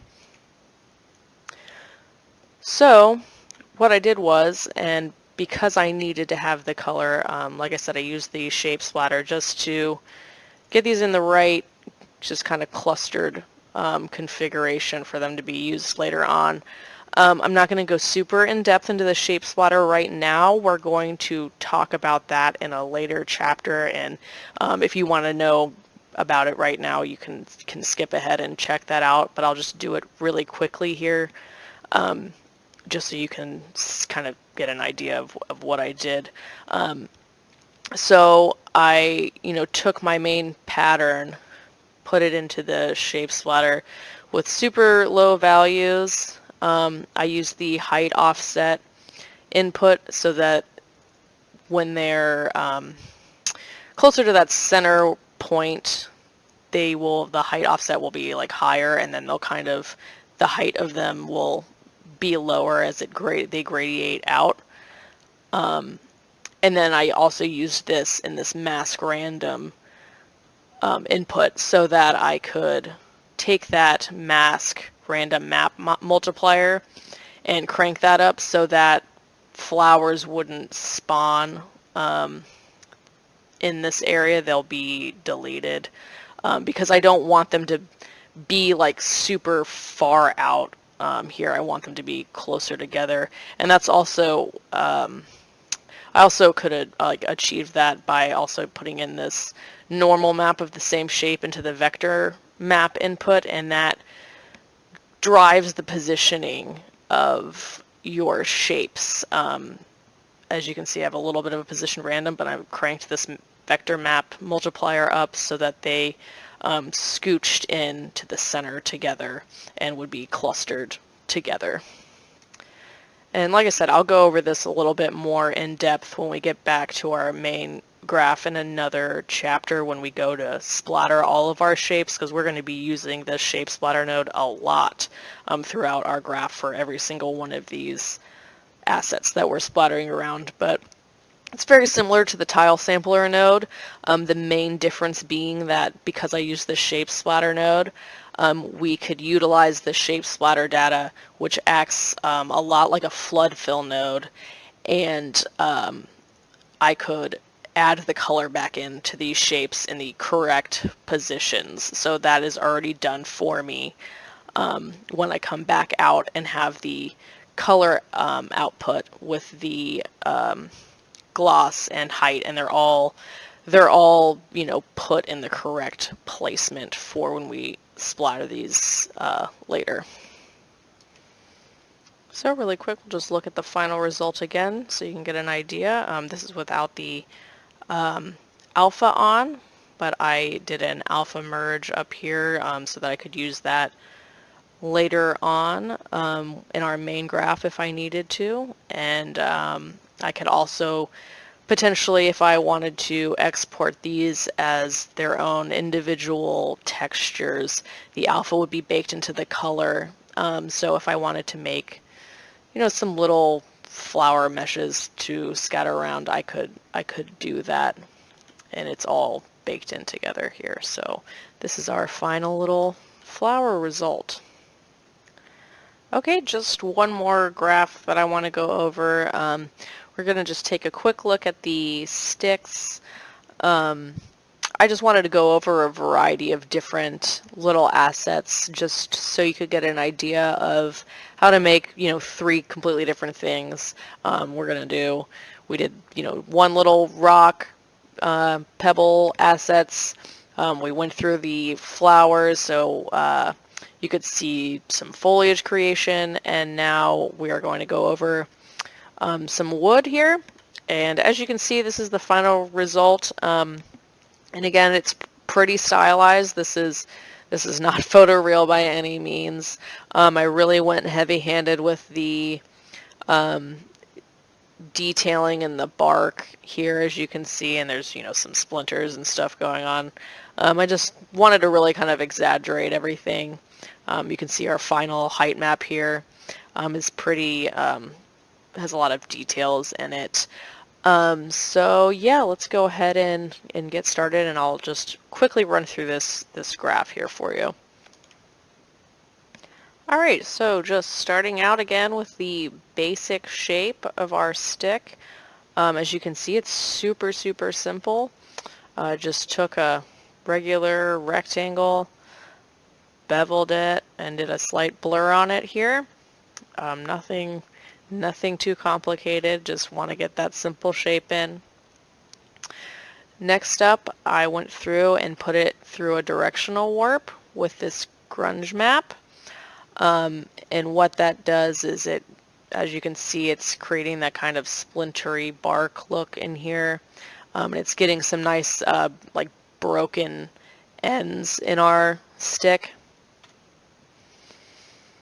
So with this directional warp, we've got some kind of bigger shapes pushed in. Then I'll just do one more directional warp. And I did a safe transform just to tile it a little bit more and make the details a bit smaller, just to get a little bit more of the splintering and bark in there. So after I got that done, just continued right along. Went ahead and used that trapezoid again, so just to taper the shape a little bit, and then did a subtract. I mean, you could do a multiply and a rotate. Kind of does the same thing depending on your opacity. It's going to work. It's going to do what you want it to do. So next up, I just push this end down in the height map a little bit more with the gradient. And then what I wanted here was to bring in another kind of branch. And so I had, that tapered shape for the branch to come in so it's bigger where it connects with the main stick shape. And I did the same trick that I did before with the flowers and did a non-uniform blur with this, blended shape as the blur map input, and got our base shape put in there to kind of soften that out so that this blend would be a little bit softer and not just like a harsh line here. So we're just going to add a little bit more variation to our shape. Right now it's like perfectly straight, and we don't want that. We learned that from our flowers as well.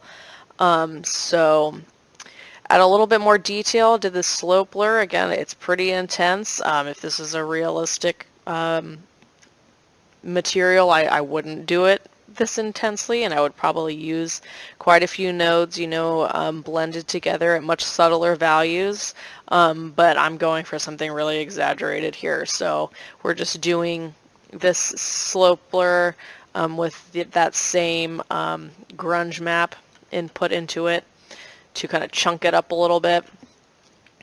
And then we did the same trick that we did in the other graph with the directional warp and the gradient into the curve to get a different profile here. So that'll create a different kind of curvature shape. You can kind of see the difference is very subtle as you go back and forth. It's just kind of adding a little bit more variation going on, and it's a bit more intense in this one, as you can see. So we've got this very, very basic stick going on here. And what we're going to do is I wanted to add just a little bit more specific detail to these different shapes. So this is going to add in a little bit of wood grain texture to it. I want to reiterate again that this is not photoreal. I'm very aware of that, and you can use a similar process if you're trying to make a photorealistic, wood piece. I've just kind of simplified the process a little bit, but the process is the same. It's just a little bit more polished, refined, and subtle if I was going for something realistic. So the way I did this was just took this anisotropic noise, put it into a blur, really softened out the edges of those shapes. As you can see, they're, really hard edges here. So I just wanted to add a little bit of gradient in there.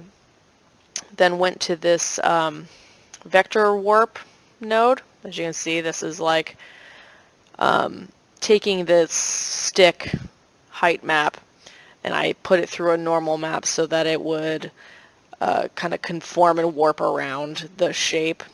And because of the shape that I input, as you can see, it's like more intense around the edges than in the center.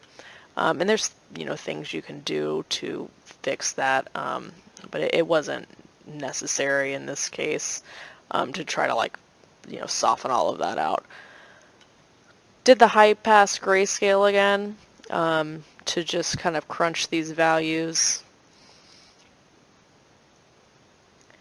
Then I put that into a slope blur on itself, which just inflated those shapes a little bit, and then went ahead and blended that in with an overlay so that I could get the cuts in, and then the a little bit of height out in our height map here.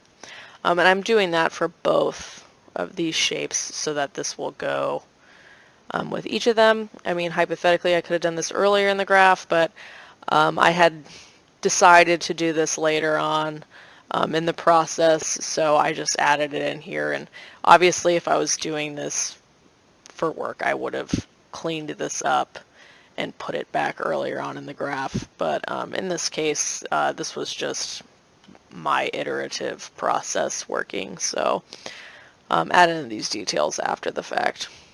And then just a little bit more surface detail here. Really, really subtle. Non-uniform directional warp with this as the input and a fractal sum, which is just some really light noise. And as you can see, it's conforming around here. And then I did a soft light, makes it a really nice, just subtle detailing. So getting into our last steps here, I decided to go in and add just a little bit more warping again with another node at the end. Again, you could have done this earlier down here in the chain, but I, originally had thought that this would be what I wanted, and kind of just decided to add some stuff on later. And Substance Designer makes it really easy to do, to add more things in, and like I said, normally you should add them earlier in the chain, but this was just the way that I worked this time, and I'm certainly not suggesting that you do it this way. So yeah, so this was kind of my final height map here for this stick, and then we have one other one without the branch to just add a little variation when it gets scattered. And then I did the same thing that I did for the flowers and did the color map inside of this subgraph, so that when we shape splatter it, we'll be able to splatter that color map around as well. And I didn't do anything very detailed in the color map. These are super small elements again, so taking the time to get a lot of detail in this would have sort of been wasted based on the size that I'm using them at. But again, if you wanted to make this as a tool for everyone to use, I would recommend spending all that time polishing it, making it look really good, as if the asset's going to be seen at this resolution. But in my case, it wasn't necessary. So so yeah, just super simple color map here. I'll go in more in depth again later on in doing color, but I'll just run through it really quickly so you can get an idea of what's happening in here. Just did a gradient map with the high pass grayscale just to get some just simple colors. It's literally just 2 colors. And then what I wanted was to have it, lighter at the ends. So I created this mask here by crunching the values in the AO and then using a gradient map so it wouldn't be in the center anymore, and just blended that in. And then the last thing that I did was I just overlaid the curvature map on top in the color, just to make those values pop more. Again, super simple. Really, this is not what you would do in terms of detail for a photorealistic material, and it's not as simple as I would make it if this asset was going to be larger. But again, I'm trying to just block things in since they're going to be so small. All that work would have been wasted in this case. So I just did something super simple here. Alright, so we are back in our main graph, and I just wanted to show you, now that you've seen how these elements are made, kind of how they look inside of our main graph here. And like I said, going stylized, these elements are small. As you can see, that detail is super subtle at this point. It's not the star of the show. The overall look of this, in my mind, I wanted it to be almost like a watercolor painting, not a hyper realistic, photogrammetry look. So I'm going for, washes of color and shapes. So yeah, next chapter, we'll be coming back to this, and I will continue showing you how we get this final result here. I hope this was helpful. Just want to reiterate again, I went through it really fast. I know it wasn't super in depth in every single node, but what I really wanted to show, and I hope this was helpful, was the basic process and idea of doing 3 different types of assets to be used in our main graph, and just the thought process behind it. Okay, so thank you very much, and I'll see you next time. Okay, everybody, welcome back to the next chapter. Today we are going to go over the shape splatter node. We use the shape splatter node to pretty much create the entire rest of our graph here. As you can see, all of these are shape splatter nodes that we use to place the shapes that we made earlier into the main graph. So first things first, let's just talk about what the shape splatter node is. So the shape splatter node is very similar to the tile sampler or the tile generator nodes, but it has even more control than those nodes do. And it also essentially has a built-in flood fill output node here in these 2 splatter data outputs. So what the shape splatter node does is it allows shapes to be placed onto a height map, and then it will generate these splatter data maps as well that you can use later on, and we'll go over those in a little bit here. So the shape splatter node is also really good to use, for example, if you have an atlas of scanned data with height maps, color map, gloss map, etc. Because the shape splatter data nodes will allow you to distribute all of those atlas shapes with all of those maps just using this one shape splatter node. So for the shape splatter inputs, as I said earlier, they're very similar to the tile sampler. As you can see here, you have the pattern distribution, input, shape scale, shape rotation, height offset, and height scale. These are unique to the shape splatter node, as well as the mask random map input and the vector map input, which this tile sampler node also has those. And most of those all of these inputs that they share work the same way. For example, this shape scale input will essentially drive the scale of all the different shapes as they're distributed. Same with shape rotation, same with mask random. And then these height offset and height scale nodes, as I said before, are unique to the shape splatter, as well as this background height input. So the background height input is going to be the height map that the shapes are distributed onto, but it also drives a number of the height parameters inside of the shape splatter node, which we'll go over here in a second. We also have the height offset, as I said, which will drive the offset of the height of all of the shapes uniformly.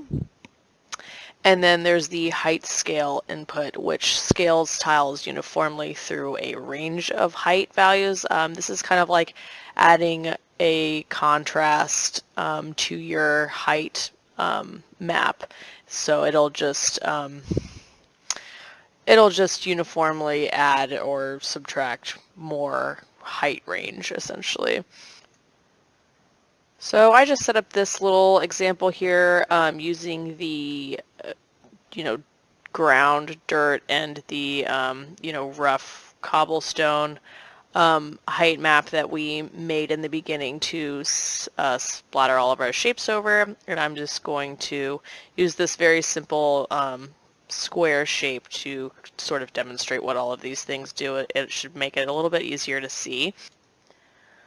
So really quickly, as I said before, shape splatter is super similar to the tile sampler and tile generator. So we have our size parameters here. Does exactly what you think it would do. This is just adjusting the scale of the input shape. This is scale random. It'll just randomly scale the different shapes. Scale no overlap. It sort of tries to be a workaround for when you scale something, like scale your shape up, above 1, so that when they're distributed over this height map, they won't overlap as much, the shapes. You'll see that a lot, where if I, scale these up, you can see there's a lot of overlap here. And so if you do scale no overlap, it kind of tries to fix that. But it's not like a fix-all sort of solution. And then we have the scale map multiplier here, which is derives the influence of the scale map that you input. Again, very similar. I just put in a purlin noise, as you can see here. It's using this map to decide what the scale is based on the distribution. As you can see, like, this area is black, so they're very, very tiny over here, as opposed to the white areas, which make them larger. Okay, I'll just turn that down. We have size ratio from background slope here. This is also something that's good with the shape slider node, because this is driven by your background height map. So it's using the slope of your height to determine the scale ratio of the shapes, which is like essentially what this does. As you can see, it's using that background slope here to decide how skinny they are or how tall they are by adjusting this.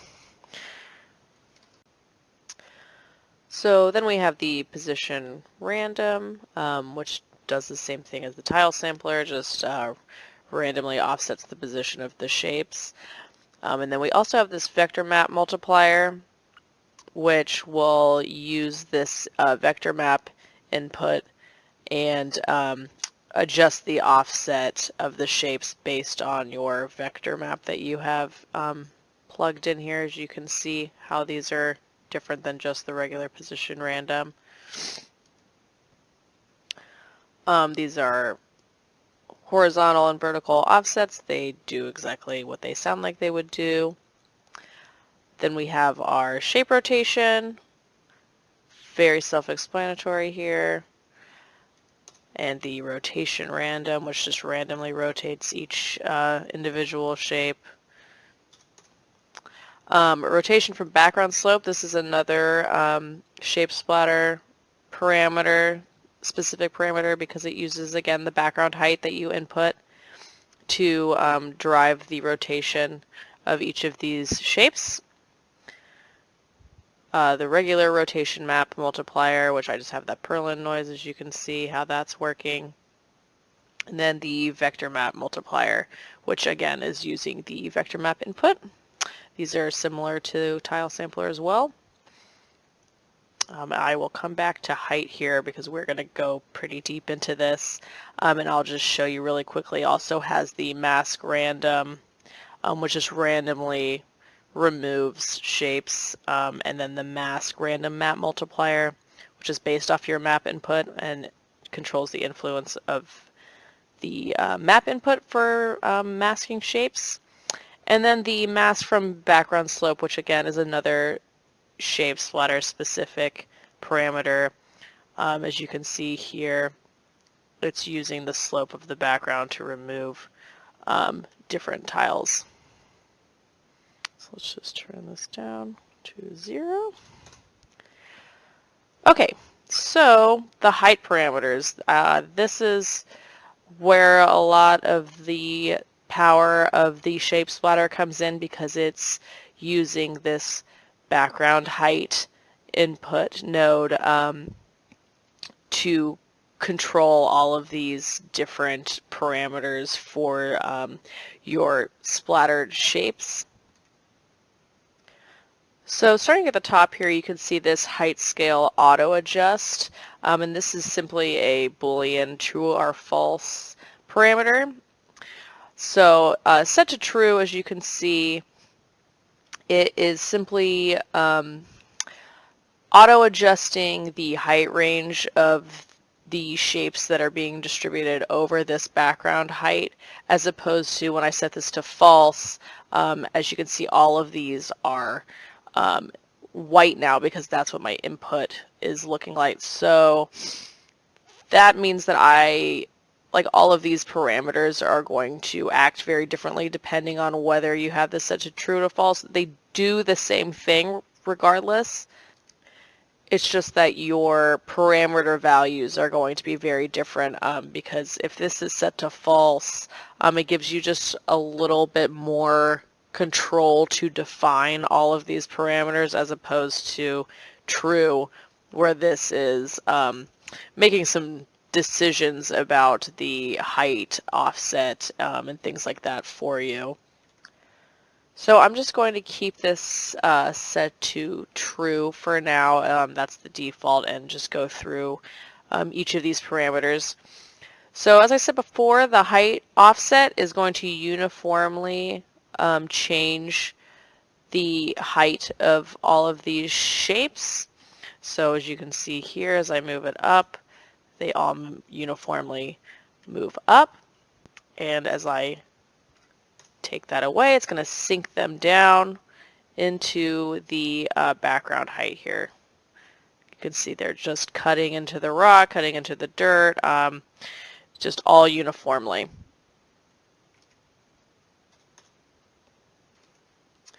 So height offset random just randomly offsets each shape here. So let's just crank this up a little bit. Make this 5, and we'll crank this up just to show you here. There we go. As you can see, so now they are all has the offset random added here. Even though this is 5, they're not all universally moving up that way. Now some of them are lower, some of them are higher. Next up we have the height offset map multiplier, which I have input here. So this is going to use your input map and determine how much influence it has on your height offset. So as you can see, cranking this up, you can start to see the shape more from the purlin noise that I input here. And it's still, you know, because of this height scale auto adjust is taking into account this underlying background height as well. You can see that where these, you know, cobblestones are higher. And then you can also see the influence of this height offset map here. If you look at the purlin again, you can see where this is black. This is showing up lower here. You know, white, same with this map. You can kind of see that happening if you just look at both of these maps. Let's turn this back down. Height scale here. Okay, let's show you here. This was that contrast slider. As you can see here, let's kind of crank this up a little more, maybe do a little bit of this, and then we'll move the height offsets, or height scale. So this is just adding a little bit of contrast. I can crank this up as well. You really start to see the influence of it. Now as you can see, it's much more sharply defined. There's much more contrast in between the influence of this background slope here. Let's go ahead and turn this back.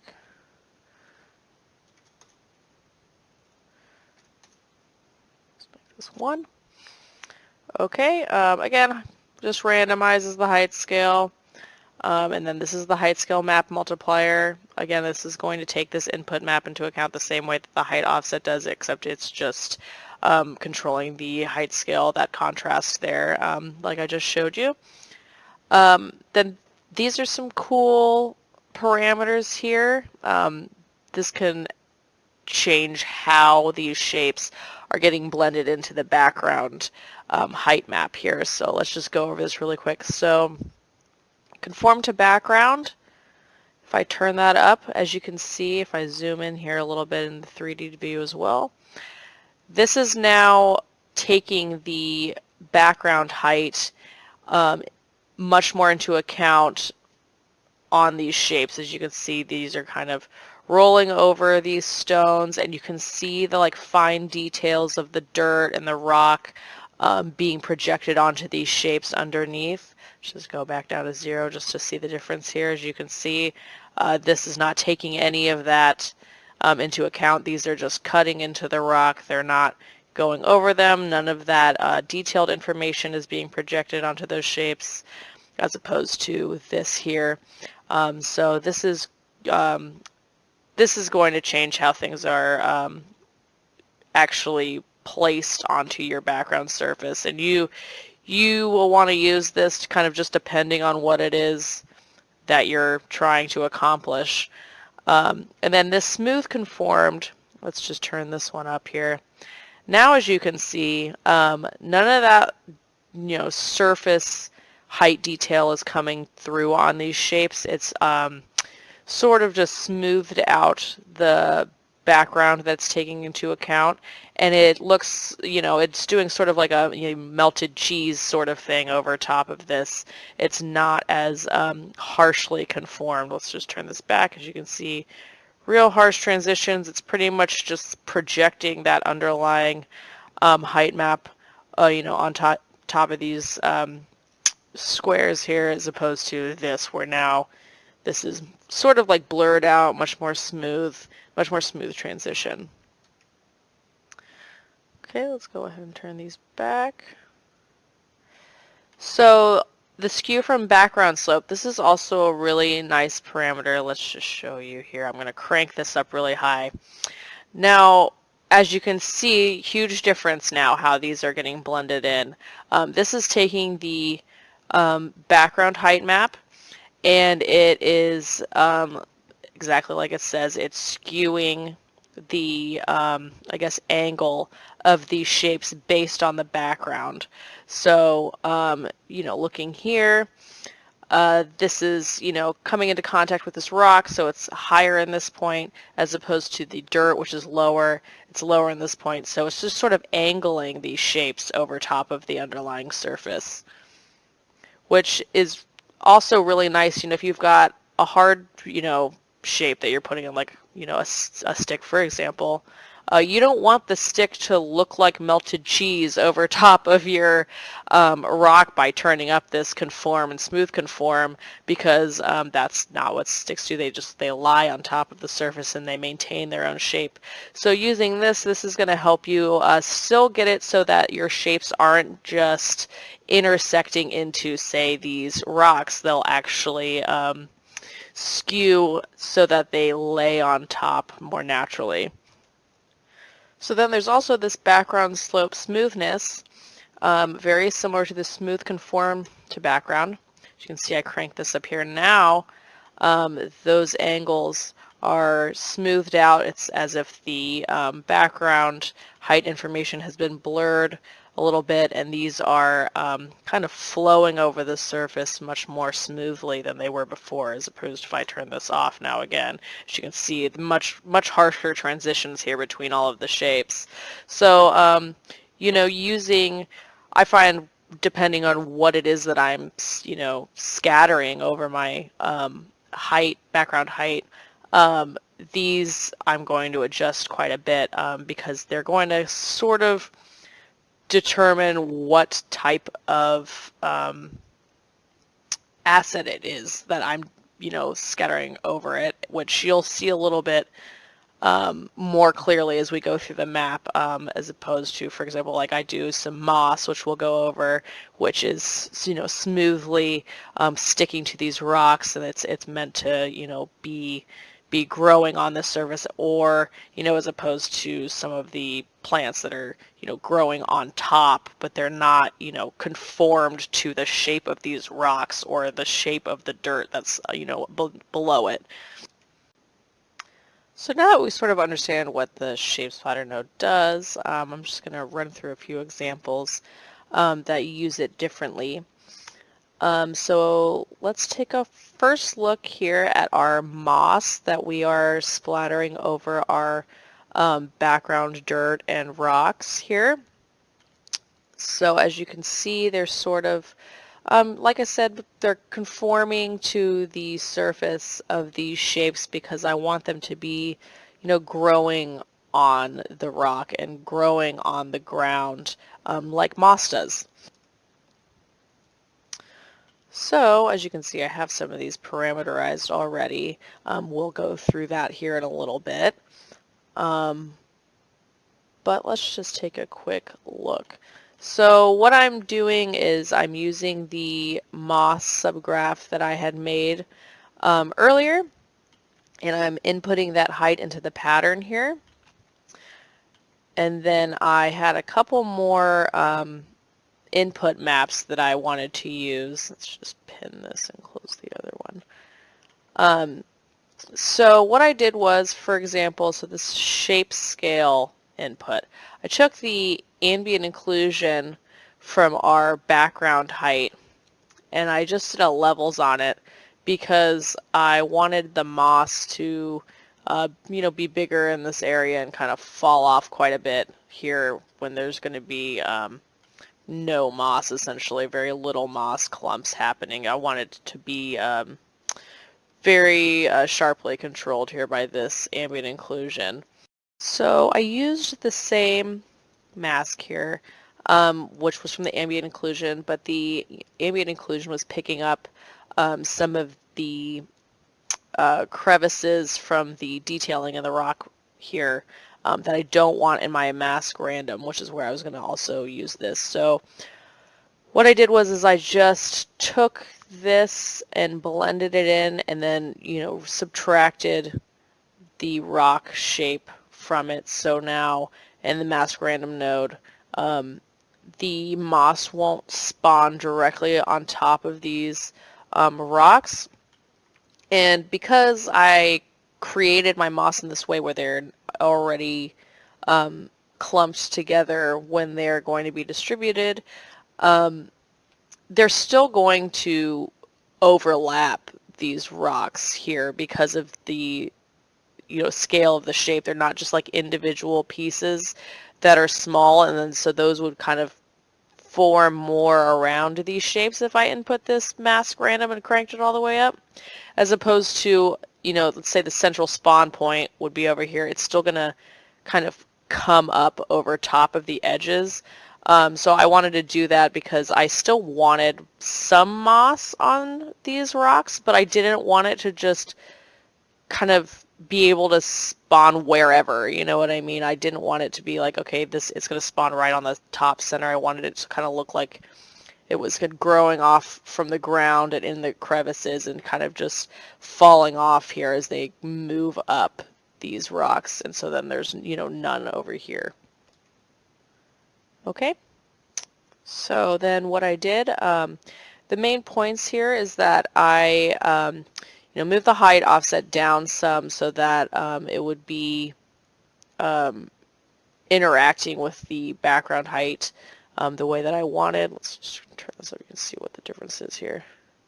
You can see now it's much higher off the surface than I want. I want it to be clinging to it.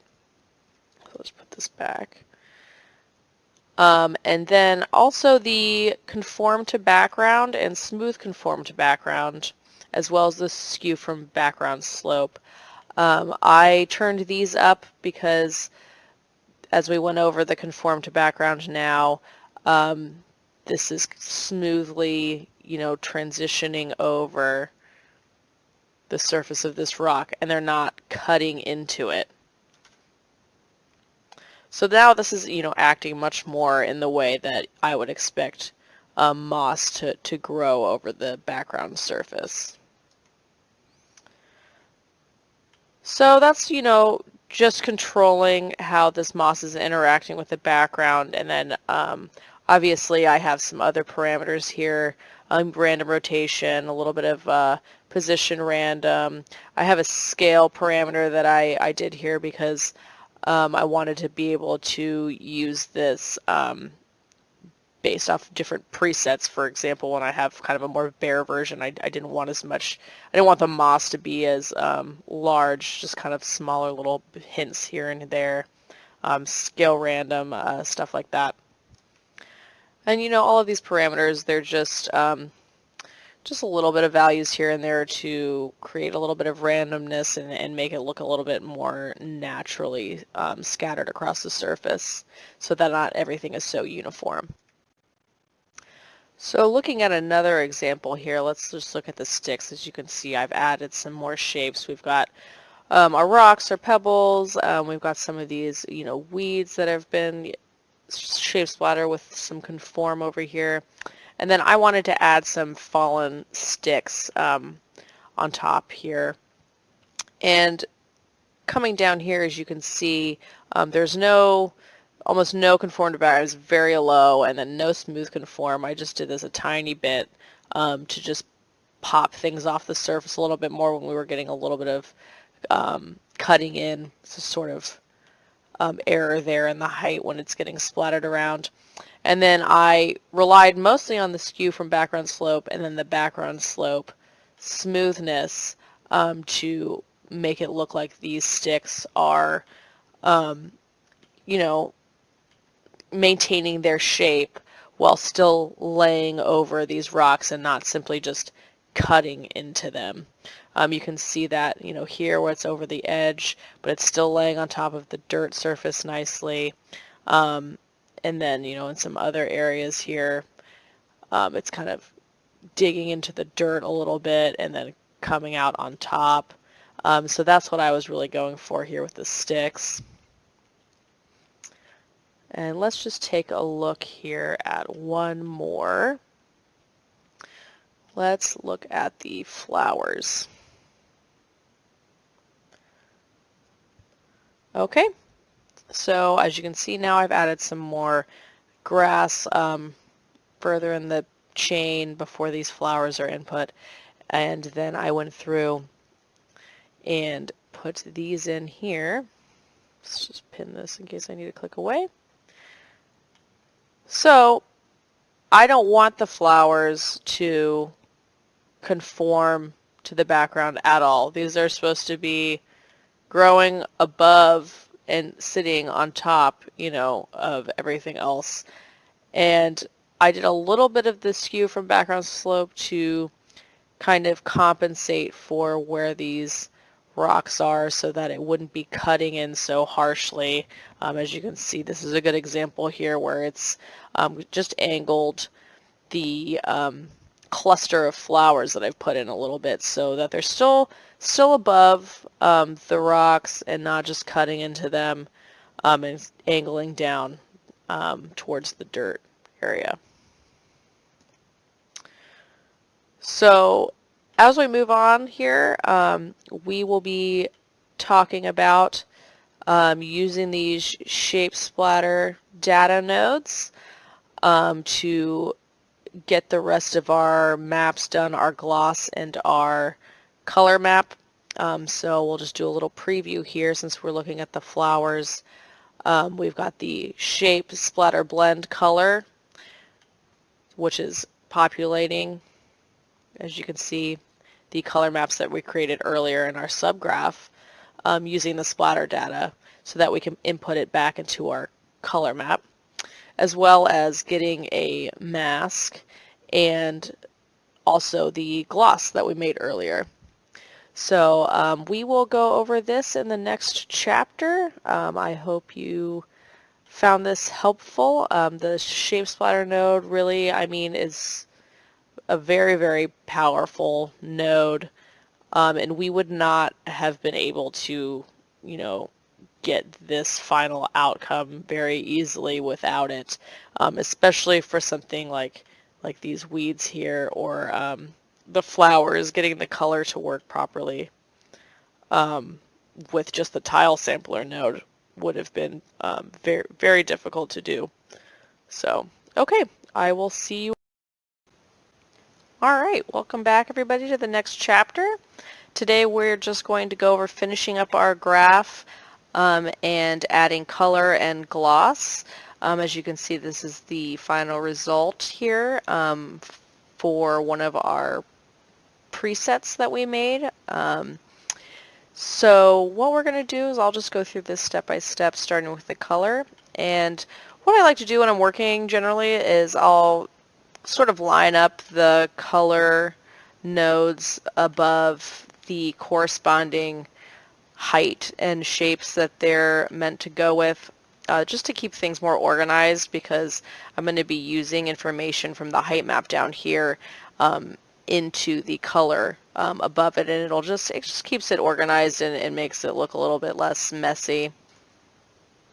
So we'll just go ahead and start at the beginning with the cobblestone color. So what I did, super simple, just a simple gradient map with a grunge that I made that also had a directional warp in it, with that flood fill node that we had at the beginning. We have all of these flood fills for the base cobblestone shape that we can use now because of the distance node here. It's not going to, these will all work for the cobblestones, even though they get blended into the dirt later. So let's get back here. So super simple gradient map. I'm going for a lot less detailed color variation in my maps for this because of the style that I'm going for. If I was doing something, say, more photorealistic, I'd probably go in here and use this pick gradient over, say, you know, a diffuse map from a photo scan and do this sort of thing to get a lot more color variation in there, but that's not the style that I'm going for, so it's a lot more simple, a lot less contrast. So using those flood fill nodes, what I did was I got these masks for each individual cobblestone using a histogram select. As you can see, this is the input here, so these histogram select nodes will just pick different cobblestones that these different colors that I made so that I can create some more variation. So we'll just go through the chain here, and as you can see, they have some slightly different values, some slightly different hues to them, because I didn't want them all to be exactly the same. So I'll just keep going down the line so you can see. Same grayscale input for these gradient maps, very similar simplicity in these gradient maps, just different hues and some different values that I'm using to end up with something sort of like this. So once I got the variation and that breakup, what I did was took that random grayscale value from the flood fill as well as the angle flood fill gradient input, and did some gradient maps on these and just blended them over each other, and then blended in again the height map grayscale into this gradient map, did a little bit of overlay on that, and then blended it back into the colors that I had chosen initially. So this is just adding a little bit more variation per rock, and then it's also just subtly putting in some of that height information into the color here. And then also what it's doing is, as you can see, this is a lot more, I guess, uniform in terms of the color than, say, when you're looking at this. And I wanted to kind of smooth out the contrast between all of it and get closer to what I actually wanted, so there wasn't so much contrast. And as you can see, I did an HSL node so that I could adjust after the fact and really hone in what I wanted for these as I blended them together. So now we have that base color in. What I wanted to do here was just add a little bit of interest in the color, sort of like a little bit of dirt and oxidization over top of these, part of this was a stylistic choice because I really liked how the colors, with the orange, oxidization, kind of clay look, works with the color of all the green foliage. I think that it looks really nice together. And then it's just adding a little bit more breakup here on top as opposed to, if we go back to the base, you can see very, very different feel to it. And then here, let's go like this. I'll actually come back here for you. So now I'm just adding a little bit more details and a little bit more stylized look to these with these gradient and color inputs. So I took this edge dirt node and plugged a curvature smooth into it. You could do a curvature map, you're just going to get different results, and just adjusted these parameters in the edge dirt, blurred it out slightly, brightened it up, and then just add a little bit of some lighter pops here, as you can see in these rocks. It's just adding a little bit of character. And coming back over here, did something very similar again. So I took some of these other nodes. Let's look over here. So this is the edge damage node. So I went ahead and used that with again, the curvature smooth. Adjusted these to what I wanted, as you can see where this is kind of showing up here. And blended that with the dirt node. Made some adjustments. And then again, just added in some more lighter touches with a slightly different hue and slightly different, or slightly different saturation, slightly different value. So as you can see the difference.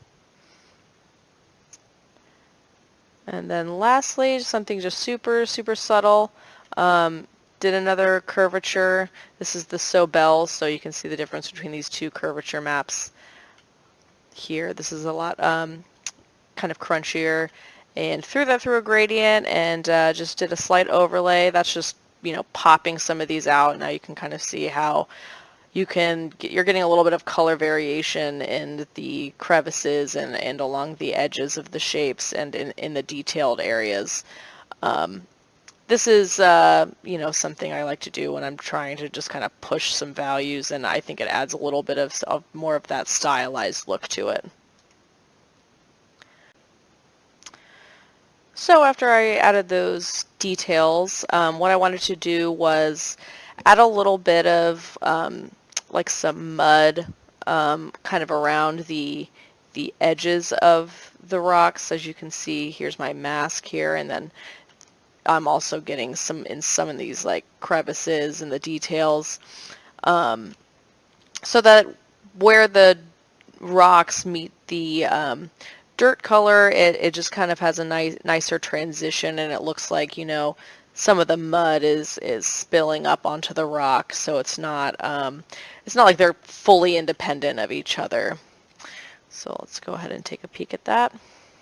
As you can see, the color is a lot different here. That's because what I did was I added another HSL node, because when I was working on this and I got this result, it wasn't quite what I wanted. It was close, but I just needed to shift some of these values around. As you can see, I made it a little bit darker, a little bit less saturated, which is making it cooler than the original result, which is very warm and very kind of yellow, and super bright as well. So I wanted to tone that down.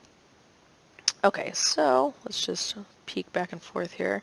So as you can see, that's without this mask and this blend, and there's no sort of dirt or anything around these edges where it meets the rocks. And now I've kind of just smoothly added in a little bit of the darker browns here from this dirt map that I ended up making. And similar process to what we did, in the rocks, making this, dirt. It's just some grunge with some different values over here with the gradient maps, and just continuing to blend to add more variation. between them. You can see these masks here, so just adjusting as we go so it's not so uniform. And then again, I did the HSL here at the end. Once I kind of got close to what I wanted, I decided to adjust these. You'll notice that I'm doing this quite a bit because a lot of the times I'll kind of do a pass, you know, through the color, and it won't quite work together exactly the way that I anticipated. So having these in here kind of lets me through, you know, each stage of the way, once I've blocked all the color in, adjust the values and adjust the hues and stuff to be more what I think looks nice. So another thing that I ended up doing here is adding in a little bit of this kind of green moss on top of the rocks.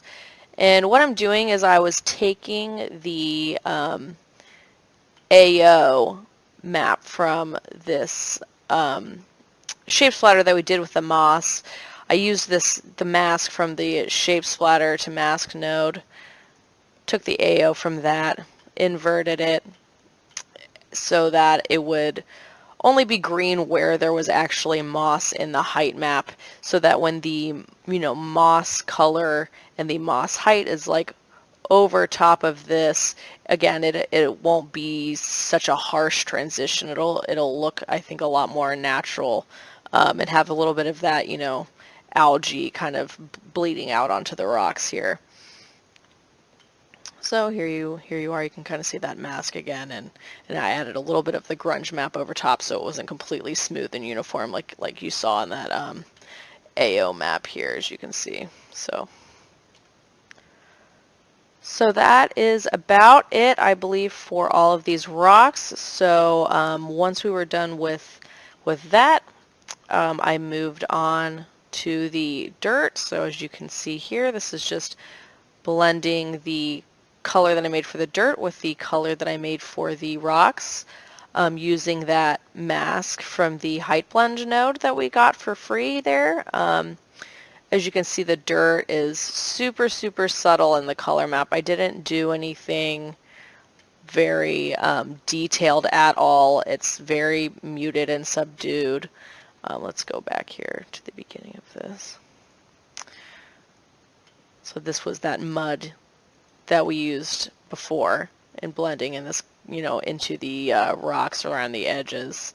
And so that's what we're using here for the regular dirt, because you're really not going to see a lot of the dirt. It's not the star of the show. You don't want it to be distracting. If I like put too much contrast, too many, you know, different values in here, it would be really distracting with all of the other elements. And it's just not the star of the show, so I want it to be muted and pushed back here to the background. All right. Did another little high pass over top with the gradient map. Again, I'm adding just some more stylized look to this. This is not very photoreal, like doing this. I would not do that in a photoreal circumstance, but for the style I'm going for, this is something that I really like to leverage. And then we moved on. Again, we're just going in order of how we made things in the height map here. So this is our moss color map, as you can see. Let's go ahead and put the height back in there as well into our preview. There we go. So this is one of those times where we leverage the shape splatter data and the shape splatter nodes so that we could get the color to line up with where we have all of our moss. So let's go down here and we'll just take a quick look. So you might remember in the last chapter, I took a quick peek at these. This is the shape splatter blend color node.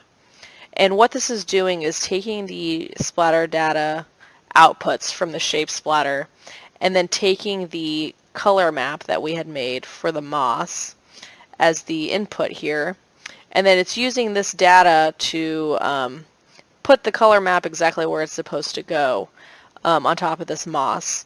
So, rather than like if we were doing the tile sampler node, having to use gradient maps and trying to get some masks out of that to make our moss color and have it work properly and line up properly over top of the rocks and the dirt. This is doing that for us. And same thing down here with the shape splatter to mask node that I use to get that, as you can see, sort of green on these cobblestones underneath the moss. This is, a free mask here. And this splatter data, let's just look at these really quick. There's quite a few different ones. There's the shape splatter blend, so this is essentially the grayscale version of the shape splatter blend color. And this is the shape splatter to mask that I mentioned. And then this here, if I input both of these, this is going to give us a lot more outputs to look at that we could use with some other nodes. So this data extract node is essentially just separating everything that these two splatter datas are calculating, underneath the hood. As you can see, we've got the position here, a UVs in texture space. This is the bounding box size here, which is similar to, how the flood fill bounding box node. Shape index, pattern ID, this is sort of like the mask here.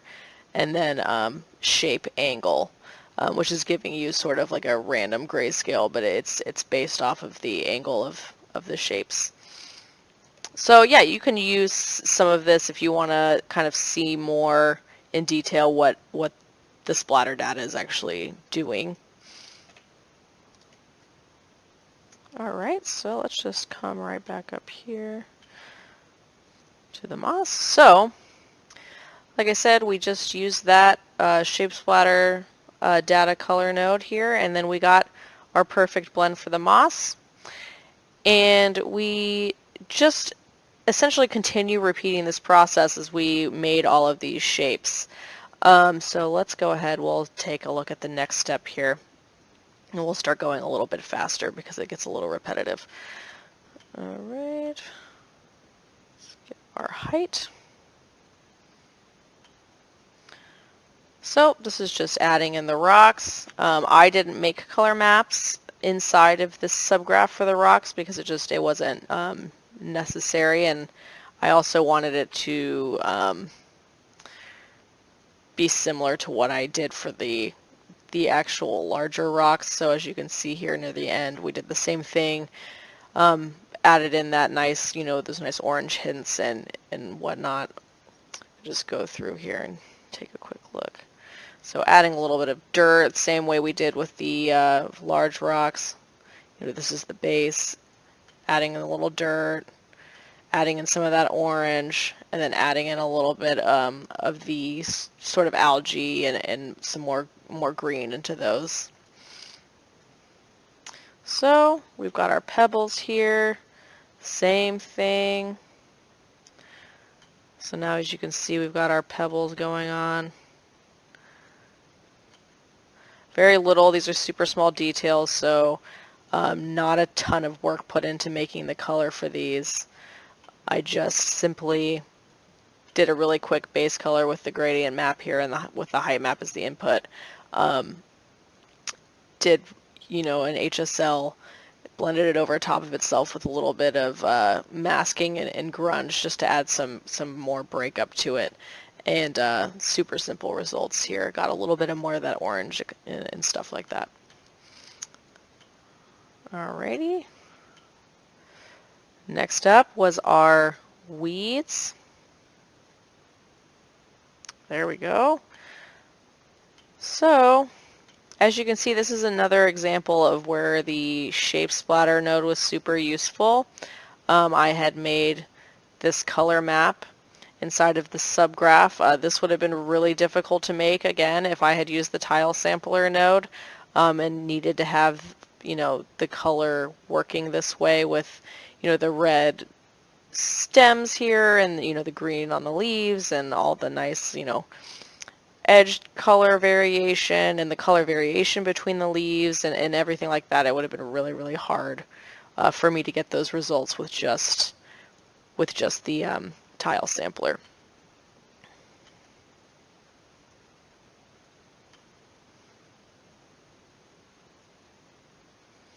Okay, got our sticks now. So if you remember from the earlier chapter for the sticks, we had made the color maps separately. As you can see, like I was saying, when we were making that graph, that we didn't put, tons and tons of detail into these sticks because they're not very large elements. We're making it stylized, so it's really not getting a ton of pixels, as you can see. So very simple color map on here. And then I had kind of toyed with maybe adding a little bit of like green moss on top, but I decided not to do that. So after I made it, all you do, I select this blend node and press Shift D. That just skips processing this node and just takes the background input instead. So that's a really good way to preview things. If you're moving quickly, you can kind of turn this on and off and see what that's doing. All right, so the grass here. Something I was noticing when I was working on the grass color was, again, it was like a really harsh transition between where the grass was and where the dirt was in the color. So I did a similar trick that I did with the moss and took the AO from the mask and just added a little bit of green underneath and then put the grass color that I had made in the subgraph on top. Same process we were doing before here. And then I just added in a little bit more variation. Here you can see the shape mask and just took this really rough, random color node that I pulled out from here just to like break it up a little bit more. And then just added a little bit more detail. As you can see, I got the random grayscale. I believe, where did I get this from?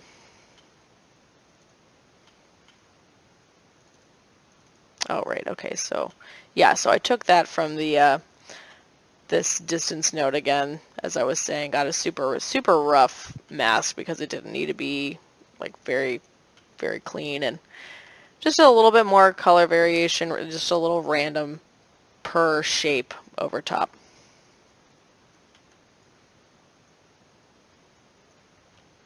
All right, then we are coming into the flowers here. This is our nice, pops of color added in that blue. This is another example of a shape that really leverages the shape splatter node.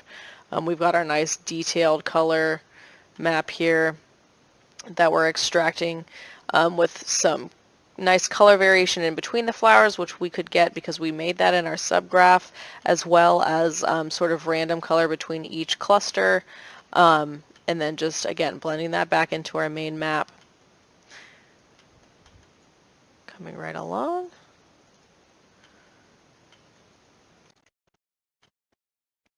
So, as we're moving along here, we have our little lily weeds, these little lily pad shapes. Same exact thing we did before, just using the mask, using the color node, blending them in. And the last one is the ferns, which you can't see in this exact preset, so let me just go ahead and load that one up here. Okay, so I just loaded that preset that I had made earlier with the parameters that we'll be going on over in a later chapter. So, yep, exact same thing we had made in a subgraph. I had made a some color maps. I did 2 variations for these because they're larger plants, and as you can see, I had created a lot of exposed parameters inside of this node because I thought I would want to be able to control a lot of different different color information and the shape and stuff like that, which again we'll be going over that here in a later chapter. But in terms of blending this into our main map, it's exactly the same as we were doing before, just the shape splatter blend color node, and then just blending it back into our main map so that we could get our final result here. Alright, so that is it for the color. Now let's go ahead and move on to the gloss, and I'm going to go back to the other preset. Okay, so let's look at making our gloss map here. So I'm going to use this same material preview. I'm just going to keep the color off so that it's easier to see. When I'm doing my gloss, a lot of the times I'll use like a rounded cube or even the rounded cylinder, just because it can be a little bit easier to see what your gloss map is doing as you rotate the light around your material here. So we'll take a look at it like this. So similar process as how we did the color. We're just going to do it, step by step, and I just, bring these nodes below what is actually being controlled here per blend. So as you can see here, what we've got is the dirt and the rocks, and all I did was take the height map for the cobblestones and the height map for the dirt, and then did a histogram range on them to pull back the range of color or of grayscale values that we have in our gloss map, and then moved the position to closer to where I wanted the gloss map to be for each, and then just used that mask that we got from this height blend to blend these two together. So as you can see, the dirt gloss map is much darker, and there's not a ton of value in here, as you can see down here in the histogram. For our gloss map, it's a lot lower in range and not using a huge portion of this histogram. That's because the darker your gloss map is, the darker the values, the less glossy the surface is going to be, which is if you work in metallic roughness, is just essentially the opposite, where the darker the map is, the less rough the surface appears to be.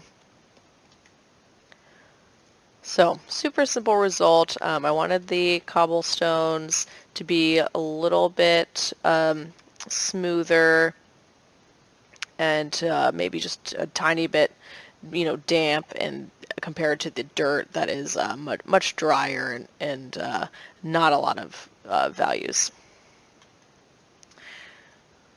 Right. So as you can see here, I'm just using that grunge map that I used to make the color for these rocks to just add a little bit more breakup over the cobblestones in their gloss map. So it's just making a little bit more subtle variation. Alright, keep going.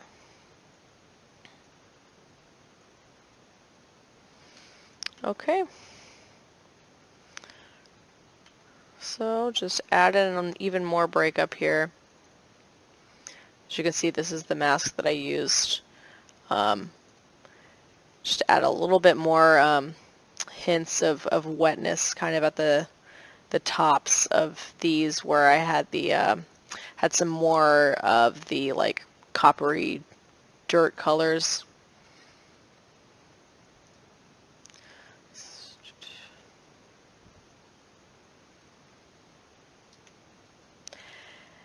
And this is just me adding even more breakup now that we have the base.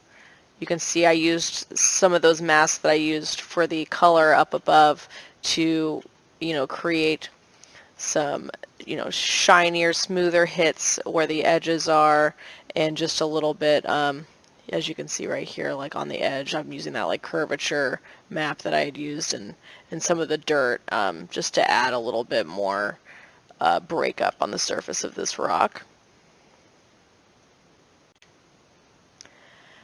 And then down here, I'm using that edge mask, kind of where I was doing the mud hits around the surface of the rock where it meets the dirt, and just roughen those up quite a bit, as you can see the before and after, so that where the dirt was coming up around the edges, it would be drier and less glossy.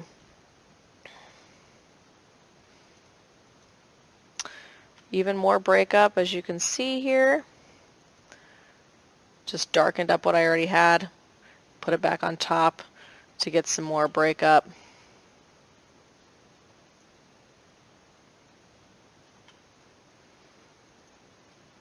Alright, so now we are getting into this moss. So I wanted the moss to not, it's not a very glossy shape. It's like moss doesn't have a lot of like glossy hits to it unless it's wet, and I also wanted there to be, create that contrast between where the moss is and where the rock is, as you can see.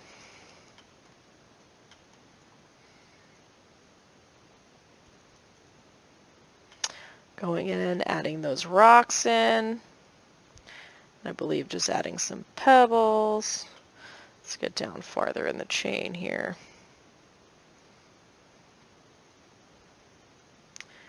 Here we go. Okay.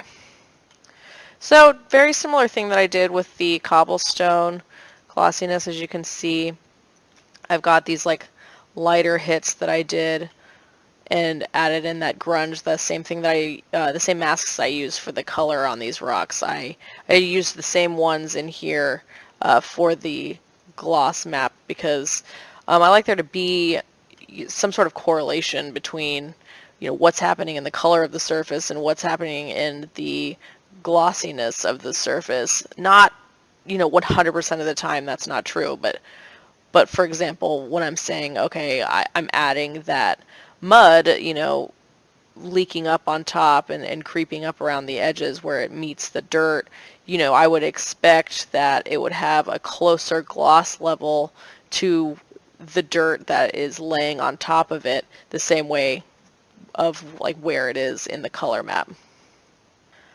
So again, we're just following the same process here. I didn't create a gloss map specifically for these weeds because I didn't feel that it needed to be super detailed, just because, I mean, the size of these leaves, for example, and just the size of the stems and whatnot, it just seemed a little unnecessary to do it that way, so I simply did a high pass on here and histogram range and put that on top and made these a bit glossier than everything else because I liked wanted their like waxy leaves with some kind of waxy roots.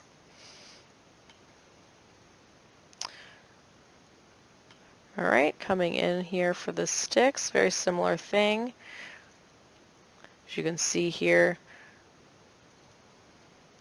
did that high pass, inverted it, histogram range, so that it would be, less glossy where that, breakage was happening when I made this map originally, and just a slightly glossier where there's smoother bark. And then just did another pop of contrast over top.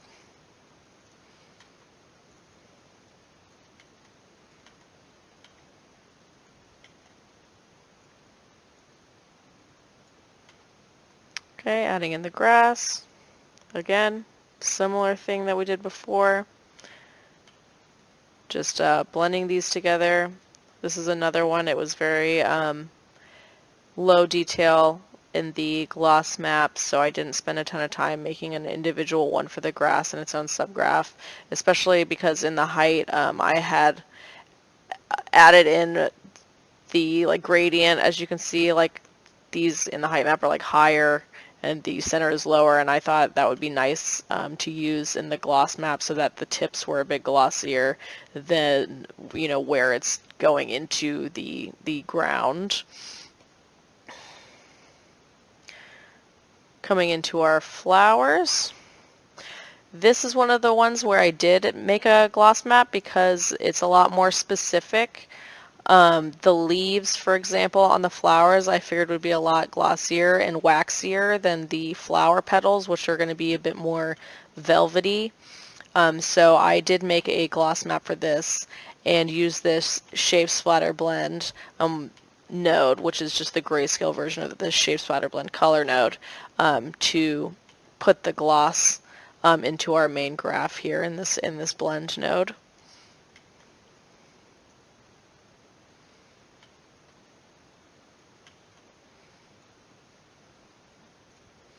Alrighty.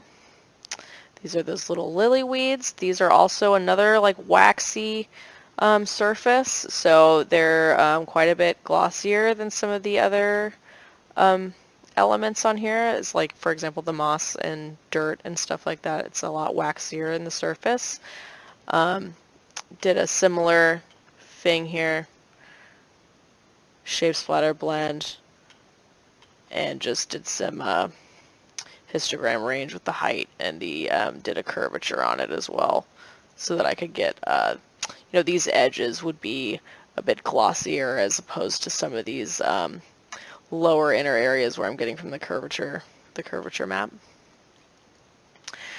And then we have the fern, which again I didn't, you know, turn on in this preset, but it's the exact same process as we did before. These ferns are waxier than the rest of everything else, so exact same process. Alright, so let's just go back here. We'll take one more quick look at this. You can see our final gloss map. As you can see, there's a little bit of glossiness in here. That's because I have this water level node, so that's being driven by this water level automatically. So this is just a nice node to use when you're just adding puddles. It does like all of the work for you essentially.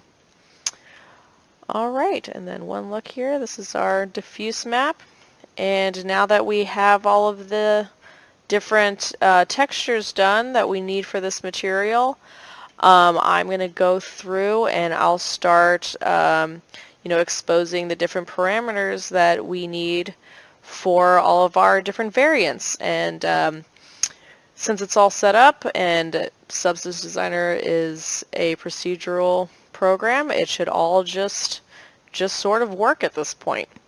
All right, so hope you all learned something, and I will see you in the next chapter. Welcome back to the next chapter. In this lesson today, we are just going to talk about parameters a little bit. And I'm going to use this really simple example graph just to show you the basics of parameters first, and then we'll hop back to our other graph and take a look at some of the parameters over there that we exposed. So first of all, let me just tell you what a parameter is. A parameter is just a simple value that has UI elements that will control the behavior of a graph. For example, a parameter can be, you know, this X amount, it can be, you know, Y amount, it could be scale, it can be the opacity, say, on a blend node. It could also be, you know, a color value. For example, this could be exposed as a parameter. Or it could be just a simple Boolean operation. So what does it mean when I say exposing a parameter?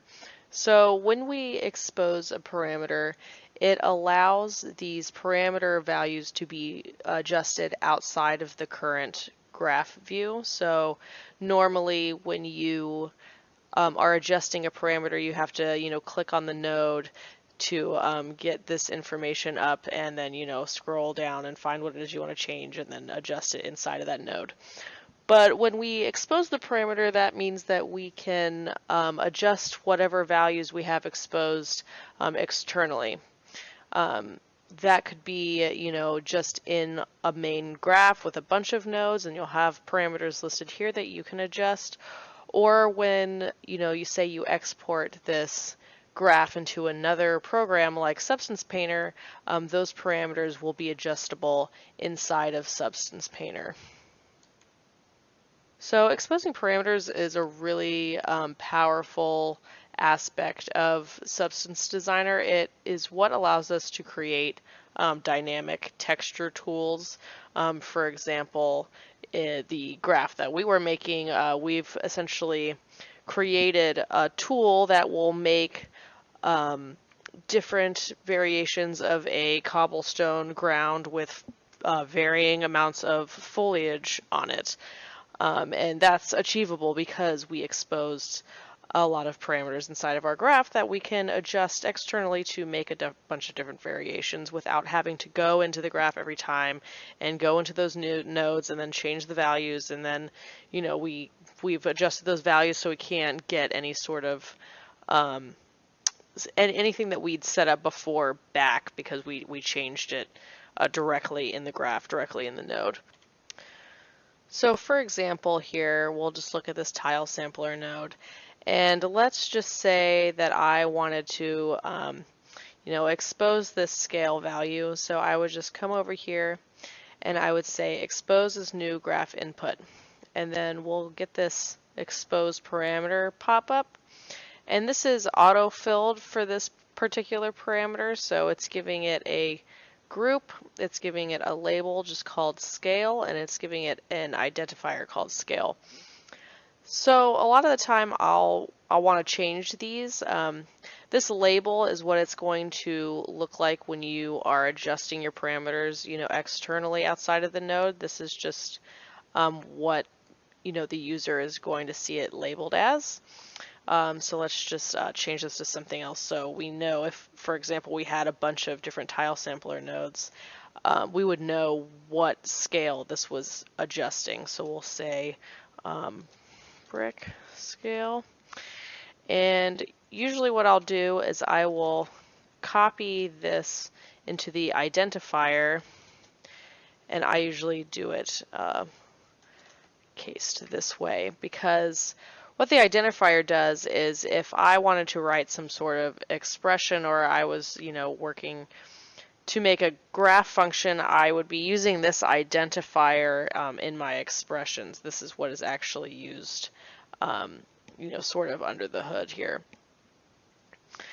This is just the description. You could write a description for what this does if it's something kind of confusing for people to know. And then you have your default value here, min-max value, clamp, and then stepping.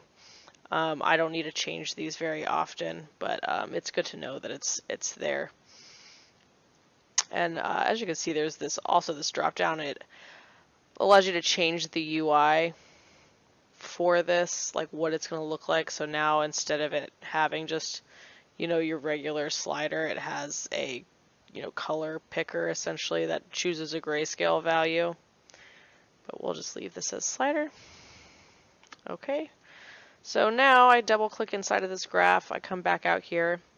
You'll see that your parameter is listed underneath parameters now. And if I go to the preview, this allows you to test your parameters as if they were being used in some sort of external program, like Substance Painter, for example. So you can test how all of your exposed parameters are actually working inside of this preview tab. And another thing that you can do is you can come into this presets tab and you can adjust values of your parameters. Let's say, okay, I want my bricks to be like that. I can name this something else here. We'll just say tiny bricks and hit new. And so now we can come to this tiny bricks drop down if we wanted to save that for later use. So now let's say I want to go back to the tiny bricks, and now it's saving those values for me so that you can kind of make some custom usable presets for somebody, in an external program like Painter. If, say, you have a ton of different, parameters listed here, it gives people a good starting point. So now that we've looked at just like a super simple example and have gone over just, generally what a exposed parameter is, I'm going to take us back to our main graph and we will look at some of the parameters that I have exposed over there. Okay, so now that we are back in our main graph here, you can see that under input parameters, I have exposed a lot of different parameters inside of this graph to get some different variations. And I've, grouped them up based on what they're controlling to kind of keep it organized. So if we come over here to the presets tab, I went ahead and used those parameters that I exposed to set up some preset values. So for example, I have this, cobblestone bare preset, which, gets rid of a lot of the cobblestones and foliage and kind of makes this muddier version just with more dirt and less, rocks and grass and stuff like that. So I figured this would be nice to blend with, if I wanted some areas of rest. I also added this bare wet version so that we could get some, puddles painted in. I thought that would look nice just in a few areas. And that's just essentially just using the bare preset, and then I've adjusted this water level node that I added in here at the end. Then we have our default, which was the regular pathway cobblestone here. And I also did our overgrowth, which is what we're going to be blending in along the edges of our path. As you can see, it has no cobblestones, and the ferns are getting used in here. Just a lot more foliage. Another way to keep your parameters more usable and accessible is if you put something into this visible if line underneath each of your parameters. So for example, under everything I have in this fern group, I've added this visible if input fern mask random, which is the identifier you see here for this parameter. If this number is less than 1, then all of these parameters will still be visible when I'm sliding things around. So if I come over here to the preview and see I have this as 1, so none of those other parameters are visible, but the second that I turn this down, all those other parameters come back so that I can start using all of them. This is really good because, like, if you have something that has a lot of different parameters, a lot of different groups, obviously it can narrow down a lot of the different parameters. Like if you're giving this to somebody, they don't want to see a bunch of sliders that don't do anything anymore, which would be the case, if that mask random is set to 1, then changing the fern mount does nothing inside of this graph. It's just there for no reason, and that can be kind of frustrating and confusing for people. So I'm just going to really quick go ahead and run through these. And I will start with the default, and I'll just move some of these around so you can see kind of why I set things up and the kind of different variations that you can get by having all of these different parameters. So just changing the offset, as you can see now, only the tops of the cobblestones are visible. There's more overgrowth. There's a lot more, pebbles and stuff like that have appeared. And I can also, turn up the mask, so this would just, mask random some more of these out. And I'll just do that for these large rocks as well, because now there's a lot of these large rocks in here. And I don't necessarily want that many, so we can just turn that up. And then for the moss, I can just increase this value if I want. Add a lot more moss in here. So as you can see, you're getting some more greenery back. Let's just get rid of some grass maybe. So there we go, grass is going away. Can remove some sticks. You can change the position of the sticks. There's something weird happening somewhere. I have this for these weeds. I could expose a lot more if I wanted to in each of these. For each section, I hypothetically could expose, all of these different parameters for every single shape. I didn't do that because I didn't need it to be done to get the different variations that I wanted. So I kind of stopped there because I didn't want it to get like so many different sliders for me that I had to work with. But if you were trying to get a lot out of this, you definitely could do that. You could always add more. It's not a big deal either way. This is just what I chose to do. So yeah, so as you can see, we're getting a lot of different variations. Less flowers. We can have even more. We can have a ton of flowers in here. We can add some more of these lily weeds too, as you can see. So they all kind of, as they go through this chain, are affecting one another automatically because of the way that this graph has been set up, with these different mask values in the shape splatter node, using the previous masks of other shapes that I put in earlier that I didn't want the next shape to spawn on top of them, for example. Now that we've looked at some of the parameters and presets in the main graph, I just wanted to go here in this subgraph, and we could just take a look at some of the parameters that I exposed at a more granular level in these subgraphs, because the main graph's has a little too much going on to kind of go through every single one of those, but I just wanted to actually go in and show an example of a full setup. So this subgraph is being used to make the ferns, and so I made two subgraphs actually to make the entire fern shape that would be input into the shape splatter. So the first one is this large leaf subgraph, which is just going to create the different leaf shapes with different colors. And I wanted to be able to do this so that I could get a lot of different leaf variation inside of my ferns, and then I also figured that this would be a nice tool to use if, for example, I wanted to make some foliage cards. I could use this subgraph just by itself and set up an atlas with a bunch of different variations, just using this one simple node graph and its exposed parameters. So as you can see, for the most part, what I really mostly wanted to control was the color of the leaves.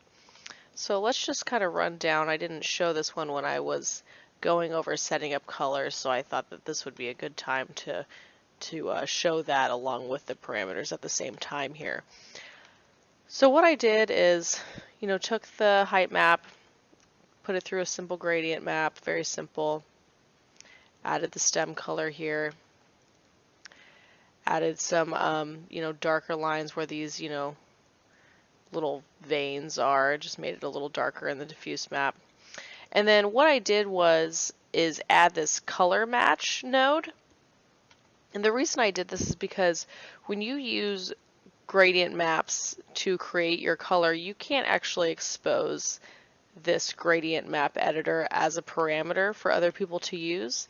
So I generally like I'll either, expose the hue, saturation, lightness in an HSL node if that's what I want to do for whatever reason, or I'll use this color match node, and you can input a source color by clicking input here.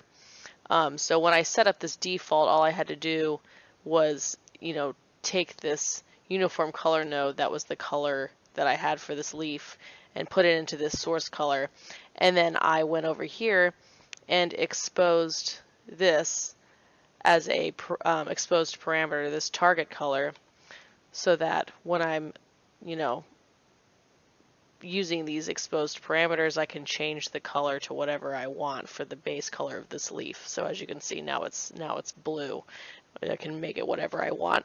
So next thing I did was I wanted to have the ability to create this kind of gradient effect on these leaves.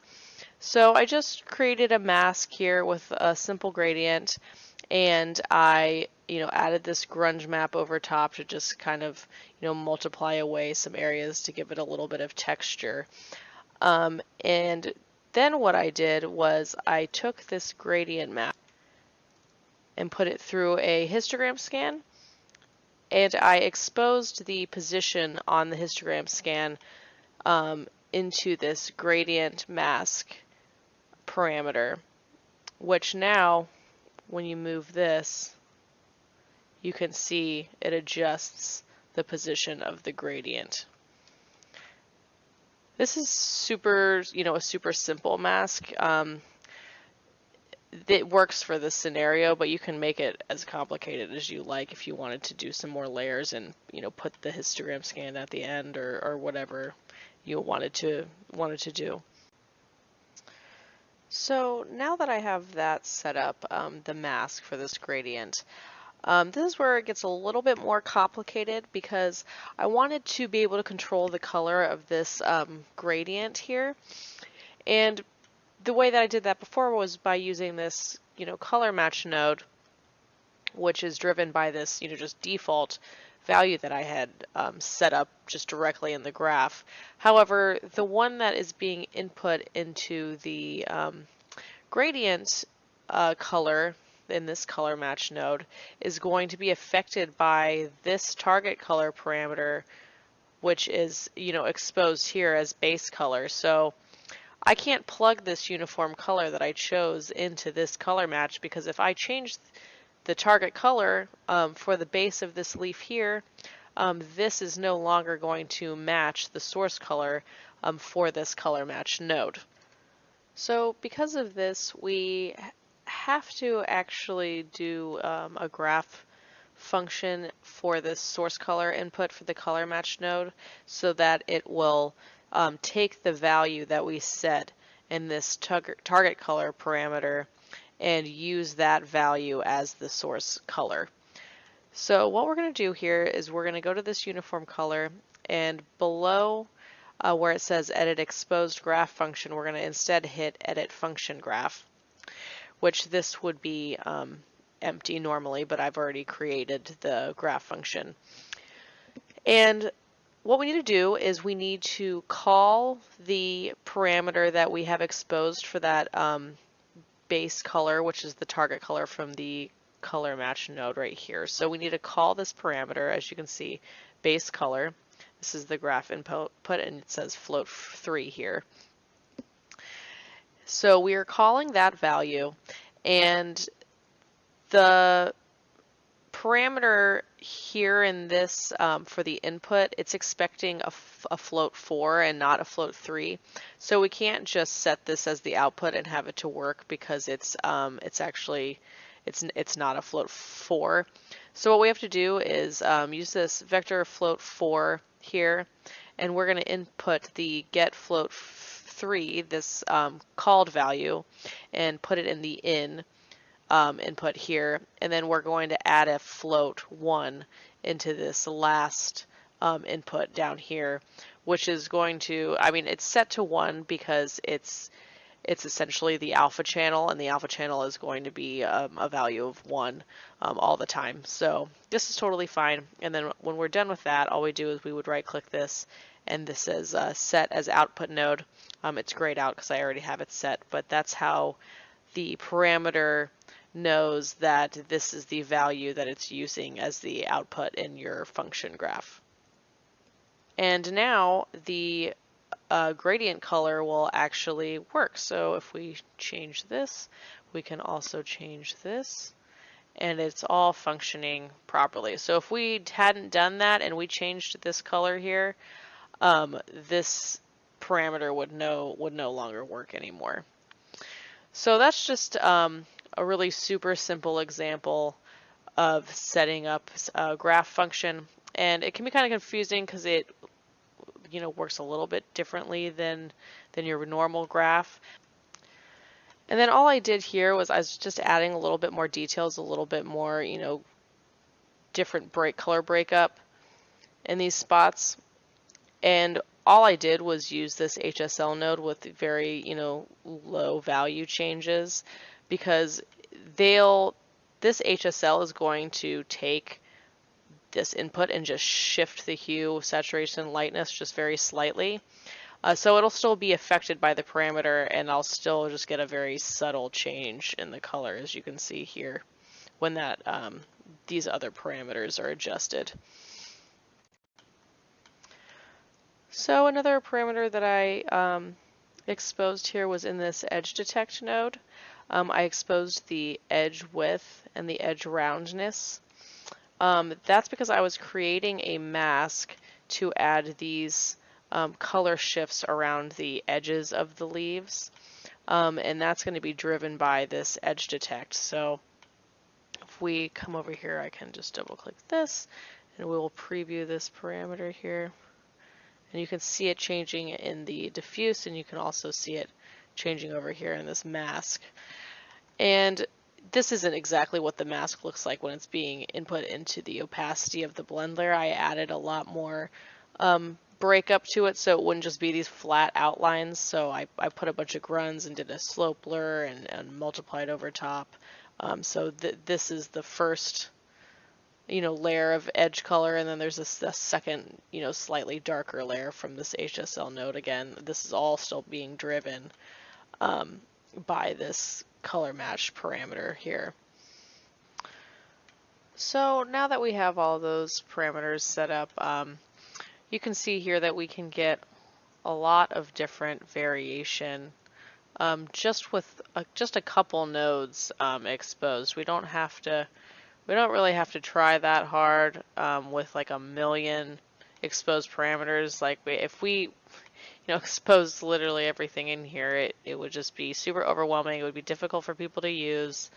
And that's not very useful for anybody. So it's better to just kind of keep it simple, and then expose kind of as you go, and you realize, oh, I need something for this, but keep in mind, just don't overdo it, because the more sliders you have that do really, really granular things, the less useful that your graph is actually going to turn out being, because it means that people have to fiddle with it a lot more to actually get decent results, and you want it to be really easy to get usable results with as few sliders and as few adjustments as possible.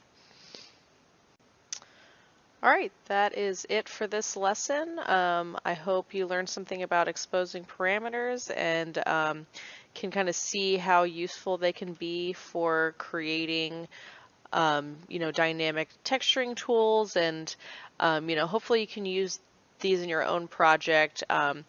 Run through and expose whatever you like, and all of these, if for whatever, values you may want. If you want to, expose the scale, say on those lily weeds or something, because you want some really large ones, and, changing the amount and things like that, you can go into all of your different, shape splatter nodes. You can go into all your different subgraphs. For example, like we did with the ferns, you could expose parameters for the flower color, so you can have a bunch of different colored flowers.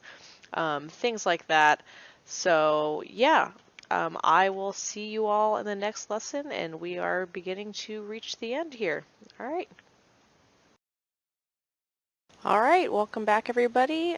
We have reached the end of our lessons here, and so I just wanted to go over just really quick everything we learned in all of our different chapters, and then just take a look here at our finished materials and some of the variations that we made.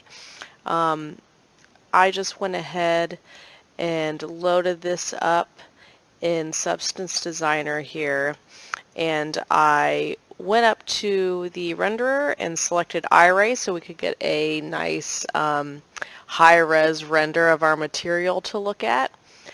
And when you do that and you've set everything up in Spec Gloss, you want to make sure that you go over here and you select the physically specular glossiness material so that everything renders properly.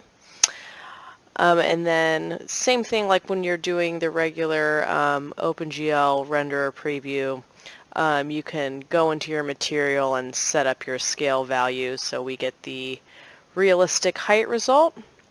As you can see with this iRay renderer, you can get some really nice final renders out of here. Obviously you could take this into something like Marmoset or Unreal if you wanted to take some more beauty shots, but if you don't have access to those or you don't know how to use them and you just want to get some nice renders, this is also a good option here for you. So I will go ahead and just select a different preset while I go over our conclusion. Let's take a look at our bare version here. Let that load up. So throughout this lesson, or throughout this workshop, we learned about gathering up our reference. We learned that we should get some style guide reference. For example, this is a stylized material, so I was going for something with some stylized realism, as you can see. We also talked about gathering some mood reference to help inspire you in terms of what you'd like to create. If you're making an environment, it can help you decide what sort of materials you're going to want to make. We also discussed getting detail reference, getting some high-res images of things like our rocks here or flowers, things like that. And then we also talked a little bit about taking your own reference, going outside and just looking at the world and just observing what you see around you and taking reference home for yourself so that you have some reference that maybe other people don't have access to, and it'll make your work look a little bit different than everybody else and not just blend in with everything that's being posted on the internet all the time. Next up, we went through pre-planning. So when we were starting to make this material, we asked ourselves, what order we should make things in. We asked ourselves what variations we might want to get. As you can see here, we're cycling through some of the variations that we made. And with those variations, what sort of parameters we'd need to expose so that we could actually get these sorts of results. So as we were making our material, we would know, kind of to keep in mind what we would be needing at the end so that we could, give this to somebody else and they could get exactly what they wanted out of it. Next up, we just quickly ran through making the cobblestones here. We talked about just how to get our basic shapes, doing detailing, making all of this look more natural, not just using one slope blur node to get our damaged edges, and adding in some nice detail noise on top. After we went through just some of the basics, we discussed the importance of having consistent metrics.